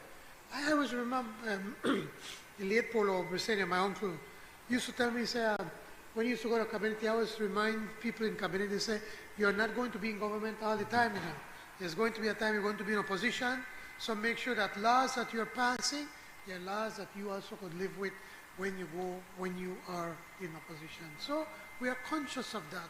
So, and that is why we're ensuring that here there are no read powers per se to go read this one, go do this, go do that. It's not about that. It's about organizing with the NSC, ensuring that the NSC can operate properly with its budget, getting the necessary information, getting the training for its people, ensuring that if the BDF, they need some kind of training, or the police together working with them, that all of these things can be done.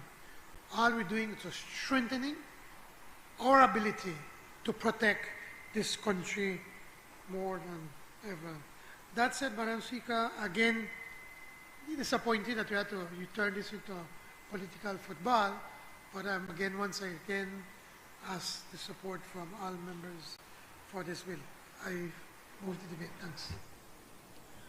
Honourable members, the question is that the bill for an act to establish a body to be known as the National Security Council, to provide for the functions, powers, organization and management of the National Security Council, to establish the National Security Directorate, to provide for the functions of the National Security Directorate, and to provide for matters connected therewith or incidental thereto, be read a second time. All those in favor kindly say aye. Aye. Those against kindly say no. I think the ayes have it. Bill for an act to establish a body to be known as the National Security Council and to provide for the functions, powers, organization, and management of the National Security Council, to establish the National Security Directorate, to provide for the functions of the National Security Directorate, and to provide for matters connected therewith or incidental thereto. Committee of the whole House on bills. The House will now resolve into a committee of the whole House to consider the bills that were read a second time. I would like to ask those in the galleries to leave during this portion of the sitting.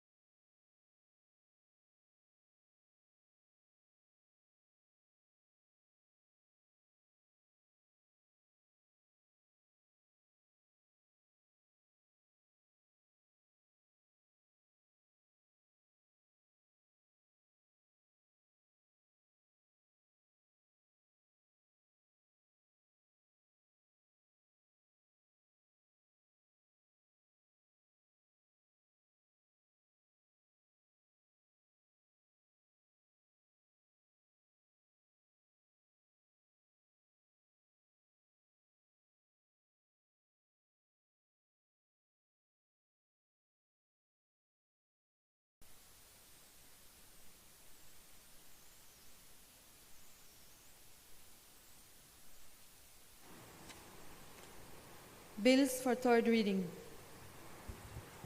I recognize the Honorable Prime Minister. Madam Speaker, I rise to report that the Committee of the Whole House has considered the Millennium Challenge Account Belize Authority Bill 2024 and passed it without amendment. I don't move the third reading of that bill. Honorable members, the question is that the bill for an act to establish the Millennium Challenge Account Belize Authority with the objective to implement two projects which are aimed at reducing poverty and promoting sustainable economic growth in Belize respectively, and to provide for matters connected therewith or incidental thereto be read a third time. All those in favor kindly say aye. Aye. Those against kindly say no. I think the ayes have it.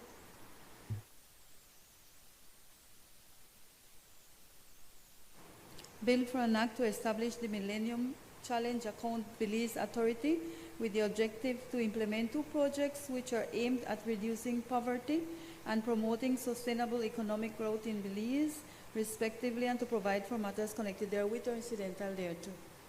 I recognize the Honorable Prime Minister.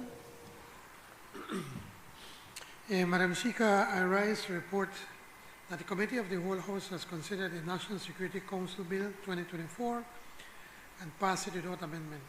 I now move the third reading of that bill. Honorable members, the question is that the bill for an act to establish a body to be known as the National Security Council, to provide for the functions, powers, organization, and management of the National Security Council, to establish the National Security Directorate, and to provide for the functions of the National Security Directorate, and to provide for matters connected therewith or incidental thereto be read a third time. All those in favor kindly say aye. Aye. Those against kindly say no. I think the ayes have it.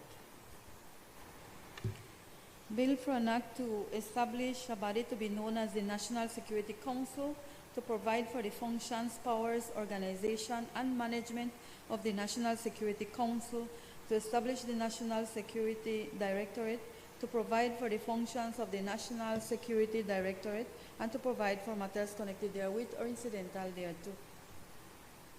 I recognize the Honorable Prime Minister.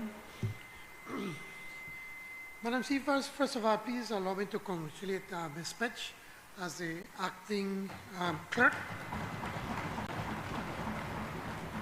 Again, another issue in the making, Madam Speaker, is first acting clerk, and I hope that soon to be the clerk of the National Assembly. Okay, we are a very progressive government, and I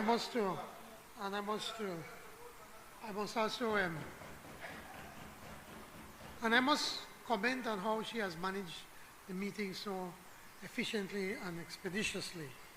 I think, so you want, was it Margaret Thatcher? So you want something to get done, give it to a woman. So I don't want to knock my own self, but that said, Madam Speaker, it's already late. I move that the House do now adjourn. I recognize the member for Mesopotamia, Leader of the Opposition. Fairness. Thank you, Madam Speaker. Madam Speaker, I would just like to bring to the House and the nation's attention some despicable and dishonest words that were mentioned by Osman Martinez about the BDF soldiers, Madam Speaker.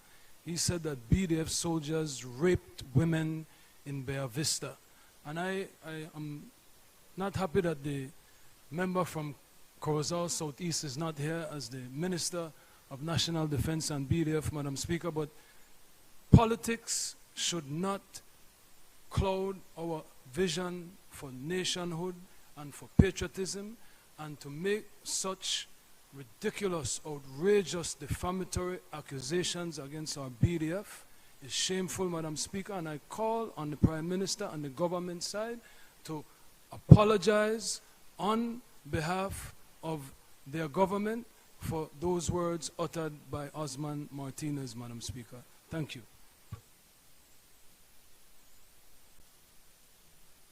I recognize the Minister is not here, so I guess I'll have to. I recognize the Honorable Prime Minister. Madam Speaker, I don't know all the details what Osman Martinez said or did not say. But It's unfortunate, Madam Speaker, there has been allegations of that happening, especially in the early or the late 1980s when the UDP was aggressively picking up so-called aliens. Back in them times, they used to tap buses and drag them out of the buses during the Esquivel time, and then drag them to the border and kick them out of the country. And at that time, Madam Speaker, like in every organization, you know, you usually would have rogue cops. You have rogue DFCs, BDF, and members that you should not have. And yes, the allegations have been, I remember hearing them, that has happened where some BDF soldiers have taken advantage of some of these people. And you guys were not even, you weren't even here. No, you were not here. So you would not know.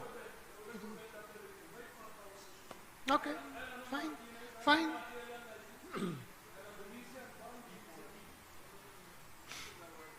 So, Madam Speaker, I think that, but it is something that certainly our government, it is something that our government would not tolerate.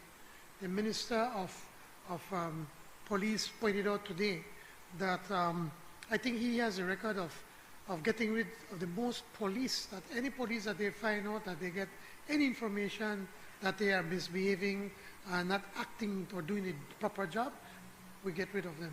So we will not stand by that kind of behavior. But how can there be healing if we're not prepared to accept that some of these things may have happened?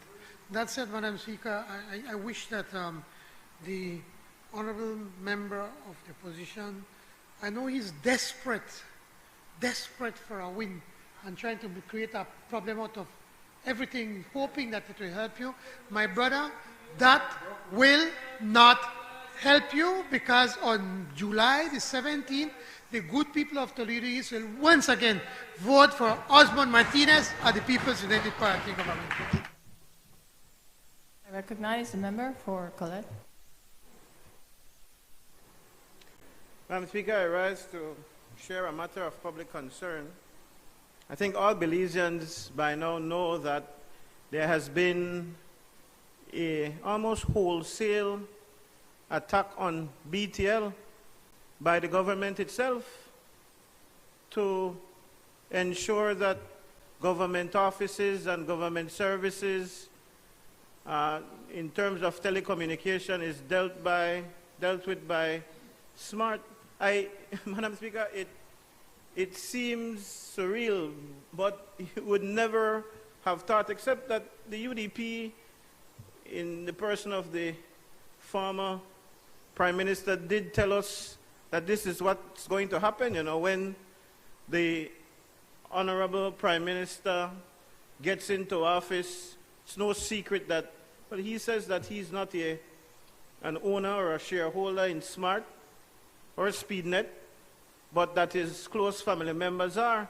But, Madam Speaker, it has to be, we have to sound the alarm. It cannot go unchecked that this administration is actively campaigning to take away business from BTL, the government-owned company, to give to the Briceño-owned Smart or SpeedNet, or Smart and SpeedNet. That is shameful.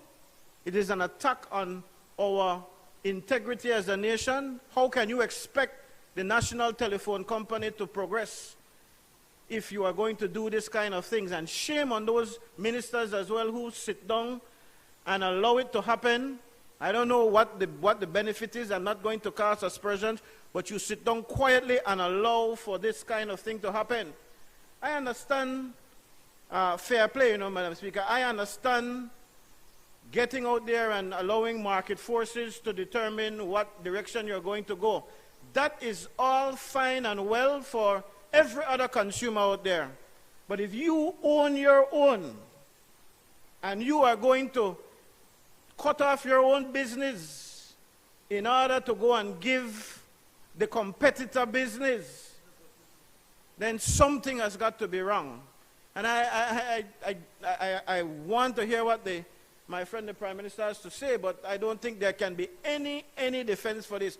This is not fiction. It is fact, and it is shameful that this is being done. Early in their administration, Madam Speaker, I sounded the alarm and the Prime Minister danced around and danced around. Remember, there was a contract that was awarded to SpeedNet for Microsoft solutions to the government.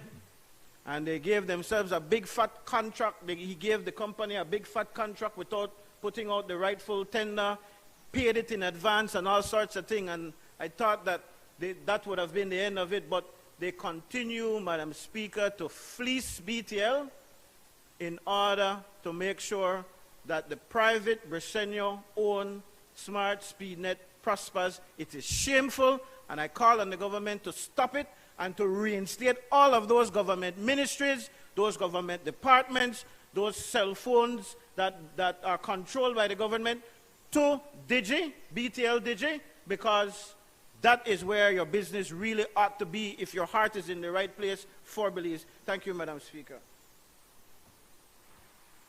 I recognize the Prime Minister. First of all, I'll tell you right straight up, it is not true. There is no such, there has been no such, I listened to you when you were talking. That's your problem. You like talk. Yes, you are lying. Yes, you are lying. I am calling you a liar because this government has made no such decision.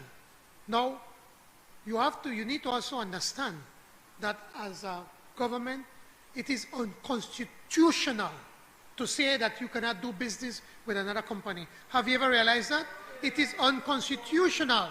Now, whether they are, the point is, that is competition. Because of the competition, do you realize, and it's a pity that the Minister of Education is not here, how BTL was fleecing the Ministry of Education under the UDP with the internet. It is because now that we have allowed the competition to come in. Could you shut up for a minute, man? Shut up! I listen to you. Prime Minister. Be a man and listen. When you are talking, I listen. That's what we've been doing. We, as a government, have been saving millions of dollars in telecommunications because of the competition. Millions of dollars. So I just want to, you want to talk about shameful? Have you seen what you did with BTL? Have you seen when we paid the government, the people of this country, this paying over $560 million plus interest for a company that your Prime Minister said was worth $100 million. Please, let's not talk about shameful. Could you shut up? Member for Colette, if you will not be quiet, I'm going to ask you to leave. We're at the end. Leave. Just follow the standing. You're not missing anyway. We don't miss you anyway. So, you could leave. When?